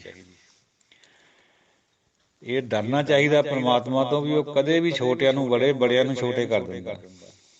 ਨਦਰ ਪੱਠੀ ਜੇ ਕਰੇ ਸੁਲਤਾਨਾ ਘਾਹ ਕਰਾਏ। ਜੇ ਆਪਣੀ ਨਜ਼ਰ ਨੂੰ ਫੇਰ ਲਵੇ ਨਾ ਕਿਸੇ ਤੋਂ, ਰਾਜੇ ਤੋਂ, ਉਹਨੂੰ ਇੱਕ ਗਰੀਬ ਘਾਈ ਬਣਾ ਕੇ ਰੱਖ ਦਿੰਦਾ, ਘਾਹ ਖੁਰਚਣ ਵਾਲਾ। ਇਹ ਇਤਿਹਾਸ 'ਚ ਬਹੁਤ ਸਾਰੀਆਂ ਹੈ ਐਸੀਆਂ ਸਾਖੀਆਂ, ਜਦੋਂ ਰਾਜੇ ਵੀ ਘਾਹ ਖੋਤਣ ਲੱਗੇ, ਬੰਨ ਲਏ ਗਏ, ਗੁਲਾਮੀ ਕਰਾਈ ਉਹਨਾਂ ਤੋਂ ਦੂਜੇ ਰਾਜੇ ਨੇ। ਉਹ ਇਸੇ ਤਰ੍ਹਾਂ ਪਿਛਲਿਆਂ ਨੂੰ ਅੱਗੇ, ਅਗਲਿਆਂ ਨੂੰ ਪਿੱਛੇ, ਇਹ ਉਹਦਾ ਬਿਰਦ ਹੈ। ਇਹਦੀਆਂ ਜਿਹੜੀਆਂ ਹੈ ਇਹਦੇ ਪਿੱਛੇ ਜੋ ਵੀ ਹੈ ਉਹੀ ਜਾਣਦਾ, ਇਹਨੂੰ ਕੋਈ ਕਿੰਤੂ ਪਰੰਤੂ ਨਹੀਂ ਕਰ ਸਕਦਾ। ਜਿਸਨੂੰ ਆਪ ਖੁਆਏ ਕਰਤਾ ਖੁਸ ਲਏ ਚੰਗਿਆਈ। ਜਿਹਨੂੰ ਖੁਆਰ ਕਰਨਾ ਹੁੰਦਾ ਉਹਦੇ ਕੋਲ ਚੰਗਿਆਈ ਖੋਲ ਲੈਂਦਾ ਤੇ ਮੂੰਹ ਦੇ ਮੂੰਹ ਜਾ ਪੈਂਦਾ ਬੰਦਾ। ਸੋ ਗੁਰਮੁਖ ਜਨੋ, ਇਹ ਵਿਚਾਰ ਅੱਜ ਦੀ ਆਪ ਜੀ ਨਾਲ ਸਾਂਝੀ ਕਰੀਏ। ਕੋਈ ਵੀ ਸ਼ਬਦ ਰੋਜ਼ ਹੀ ਕਰਦੇ ਹਾਂ ਆਪਾਂ ਵਿਚਾਰਾਂ, ਨਾਮ ਤੋਂ ਬਿਨਾਂ, ਭਗਤੀ ਤੋਂ ਬਿਨਾਂ ਦਾਸਰੇ ਨੂੰ ਤਾਂ ਕੋਈ ਨਜ਼ਰ ਨਹੀਂ ਆਉਂਦਾ, ਤੇ ਤੁਹਾਨੂੰ ਵੀ ਨਹੀਂ ਆਉਂਦਾ ਹੋਏਗਾ, ਕਿਉਂਕਿ ਬਾਣੀ ਦੀ ਵਿਚਾਰ ਹੀ ਐਸੀ ਹੈ, ਇਹੀ ਜੋੜਦੀ ਹੈ ਏਕੇ ਨਾਲ। ਉੱਪਰੋਂ ਉੱਪਰੋਂ ਕਰਨ ਹੋਰ ਗੱਲ ਹੈ, ਜਿਹੜਾ ਵਿੱਚ ਵੜ ਜਾਣਾ ਹੈ, ਰੋਜ਼ ਗੁੱਚੀਆਂ ਲਾਉਣੀਆਂ, ਇਸ਼ਨਾਨ ਕਰਨਾ ਬਾਣੀ ਦਾ, ਉਹ ਇਹੀ ਹੈ ਵੀ ਜਿਹਨੂੰ ਭਾਈ ਰਣਜੀਤ ਸਿੰਘ ਜੀ ਕਿਹਾ ਕਰਦੇ ਵੀ ਸਮੁੱਗਰ ਗੁਰਬਾਣੀ ਦੀ ਸੰਥਿਆ ਹੋਣੀ ਚਾਹੀਦੀ ਹੈ ਬੰਦੇ ਕੋਲ। ਫਿਰ ਨਹੀਂ ਕੋਈ ਭਰਮ ਆਉਂਦਾ ਮਨ 'ਚ। ਫਿਰ ਗੁਰਬਾਣੀ ਦੀ ਜਿਹੜੀ ਇੱਕ ਸਾਈਡਡ ਵਿਚਾਰ ਹੁੰਦੀ ਹੈ, ਕਈ ਵਾਰੀ ਗੁਰਸਿੱਖ ਕਰਦੇ ਆ, ਫਿਰ ਉਹ ਵੀ ਨਹੀਂ ਹੁੰਦੀ ਹੈ, ਸਮਝ ਆ ਜਾਂਦੀ ਹੈ ਵੀ ਅਸਲ 'ਚ ਗੱਲ ਕਿਆ ਹੈ। ਤੋ ਦਿਓ ਆਗਿਆ, ਕੋਈ ਗਲਤ ਬਿਆਨੀ ਅਪਸ਼ਬਦ ਦੀ ਖਿਮਾ ਦਿਓ ਅਸੀਸਾਂ। ਵਾਹਿਗੁਰੂ ਜੀ ਕਾ ਖਾਲਸਾ, ਵਾਹਿਗੁਰੂ ਜੀ ਕੀ ਫਤਿਹ। ਹਾਂ, ਸਤ ਸੰਗਤ ਜੀਓ, ਇੱਕ ਸ਼ਬਦ ਭੀਤ ਆਇਆ ਇਹਦੇ ਵਿੱਚ, ਭੈ ਭੀਤ। ਇਹ ਸ਼ਬਦ ਕਾਮਨਲੀ ਵੀ ਲੋਕ ਵੀ ਬੋਲਦੇ ਵੀ ਬੜਾ ਭੈ ਭੀਤ ਕਰਦੀ ਹੈ ਇਹ ਕਹਾਣੀ। ਬਈ ਇਹ ਜਿਹੜੀ ਆਪਾਂ ਨੂੰ PDF ਭੇਜਿਆ ਭਾਈ ਰਣਜੀਤ ਸਿੰਘ ਜੀ ਨੇ, ਉਹਦੇ ਵਿੱਚ ਜਿਹੜੇ ਅਰਥ ਕਰੇ ਹੋਏ ਆ, ਦੋ ਕਰੇ ਹੋਏ ਨੇ। ਇੱਕ ਤਾਂ ਇਹੀ ਹੈ ਭੈ ਭੀਤ ਕਰਨਾ, ਦੂਜਾ ਭੀਤ ਕੰਧ ਅਰਥ ਕਰਿਆ ਹੋਇਆ। ਪੜ੍ਹ ਕੇ ਦੇਖਿਓ ਇਹਦੇ 'ਚ PDF 'ਚ। ਉਹ ਕੰਧ ਕਿਉਂ ਗਲਤ ਹੈ? ਕਹਿ ਦਿੰਦੇ ਨਾ ਵੀ ਸਾਰੇ ਹੀ ਅਰਥ ਠੀਕ ਹੈ, ਨਹੀਂ ਹੁੰਦੇ ਭਾਈ ਸਾਰੇ ਠੀਕ। ਵਿਆਕਰਨ ਦੱਸਦਾ ਇਹ ਗੱਲ ਨੂੰ, ਬੰਦੇ ਨੂੰ ਨਹੀਂ ਪਤਾ ਵਿਆਕਰਨ ਤਾਂ ਮਹਾਰਾਜ ਨੇ ਪਾਇਆ, ਉਹ ਦੱਸ ਦਿੰਦਾ। ਭੀਤ ਜਿਹੜਾ ਉਹ ਇਸਤਰੀ ਲਿੰਗ ਹੈ, ਤੱਤੇ ਨੂੰ ਸਿਆਰੀ ਨਾਲ ਆਉਂਦਾ ਹਮੇਸ਼ਾ ਬਾਣੀ 'ਚ। ਜਲ ਕੀ ਭੀਤ ਪਵਨ ਕਾ ਥੰਬਾ, ਦੇਖਿਓ ਉੱਥੇ ਸਿਆਰੀ ਲੱਗੀ ਹੋਈ ਹੈ। ਤੋ ਇੱਥੇ ਬਿਨਾਂ ਸਿਆਰੀ ਤੋਂ ਇਹ ਕੰਧ ਦੀ ਗੱਲ ਨਹੀਂ ਹੋ ਸਕਦੀ ਕਿਸੇ ਵੀ ਕੀਮਤ ਤੇ। ਭੈ ਭੀਤ ਹੋਣਾ ਵੈਸੇ ਹੀ ਇੱਕ ਮੁਹਾਵਰਾ ਹੈ। ਆਪਾਂ ਬੋਲਦੇ ਹਾਂ ਰੋਜ਼ ਇਹ ਸ਼ਬਦ ਨੂੰ, ਆਮ ਕਾਮਨ ਫੋਕ ਹੈ ਜਿਹੜੀ, ਭੈ ਭੀਤ ਹੋ ਗਿਆ ਬਈ ਫਲਾਣਾ ਬੰਦਾ। ਚਲੋ, ਭਾਈ ਰਣਜੀਤ ਸਿੰਘ ਕਹਿੰਦੇ ਆ ਨਾ ਵੀ ਇਕੱਲੀ ਇਕੱਲੀ ਗੱਲ ਦੀ ਵਿਆਕਰਨਕ ਵੀ ਵਿਚਾਰ ਕਰਦਿਆ ਕਰੋ। ਗੱਲ ਤਾਂ ਇਹ ਛੋਟੀ ਜਿਹੀ ਹੈ, ਪਰ ਇਹ ਬਹੁਤ ਦੂਰ ਤੱਕ ਮਾਰ ਕਰਦੀ ਹੈ ਵੀ ਜਿਹੜੇ ਬਾਕੀ ਦੇ ਅਰਥ ਕਰਨੇ ਆ ਬਿਨਾਂ ਵਿਆਕਰਨ ਤੋਂ, ਉਹ ਫਿਰ ਉਹਨਾਂ ਦੀ ਕਿੰਨੀ ਕੁ ਹੈ ਸਾਰਥਕਤਾ ਹੈ, ਉਹ ਹੁਣ ਤੁਸੀਂ ਆਪ ਸਮਝ ਲਿਓ। ਇੱਕ ਸਿਆਰੀ ਨਾਲ ਲੱਗਣ ਕਰਕੇ ਸਾਰੇ ਅਰਥ ਠੀਕ ਹੋ ਗਏ, ਭੀਤ ਵਾਲਾ ਗਲਤ ਹੈ, ਦੂਜਾ ਠੀਕ ਹੈ, ਜਿਹੜਾ ਕੰਧ ਵਾਲਾ ਉਹ ਨਹੀਂ ਠੀਕ ਹੈ। ਇਸ ਤਰੀਕੇ ਨਾਲ ਹੋਣੀ ਚਾਹੀਦੀ ਹੈ ਵਿਚਾਰ। ਬਾਕੀ ਰਹੀ ਗੱਲ ਜਿਹੜੀ ਭਾਵ ਅਰਥ ਹੈ, ਉਹਨੂੰ ਵਿਆਖਿਆ ਕਰਨ ਖਾਤਰ ਤਾਂ ਬਹੁਤ ਕੁਛ ਕਿਹਾ ਜਾ ਸਕਦਾ, ਉਹ ਹੋਰ ਚੀਜ਼ ਹੈ।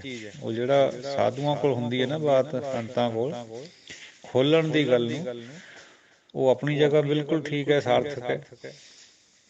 ਉਹ ਭਾਵ ਅਰਥ ਉਹ ਜਾਣਦੇ ਹੁੰਦੇ ਜ਼ਿਆਦਾ। ਵਿਆਕਰਨ ਸਿੰਪਲੀ ਅਰਥ ਖੋਲ੍ਹਣਾ ਹੈ, ਅੱਖਰੀ ਉਹਦਾ ਇੱਕ ਭਾਵ ਦੇਣਾ ਵੀ ਆਹ ਇਹਦਾ ਆਹ ਮਤਲਬ ਹੈ। ਬਾਕੀ ਜੇ ਕੋਈ ਉਹਦੇ ਵਿੱਚ ਛੁਪੀ ਹੋਈ ਗੱਲ ਹੈ ਅੰਦਰ, ਉਹ ਫਿਰ ਸਾਧੂ ਜਨ ਜਿਨ੍ਹਾਂ ਦਾ ਅਨੁਭਵ ਹੁੰਦਾ ਉਹ ਖੋਲ੍ਹ ਦਿਆ ਕਰਦੇ। ਵਾਹਿਗੁਰੂ ਜੀ ਕਾ ਖਾਲਸਾ, ਵਾਹਿਗੁਰੂ ਜੀ ਕੀ ਫਤਿਹ।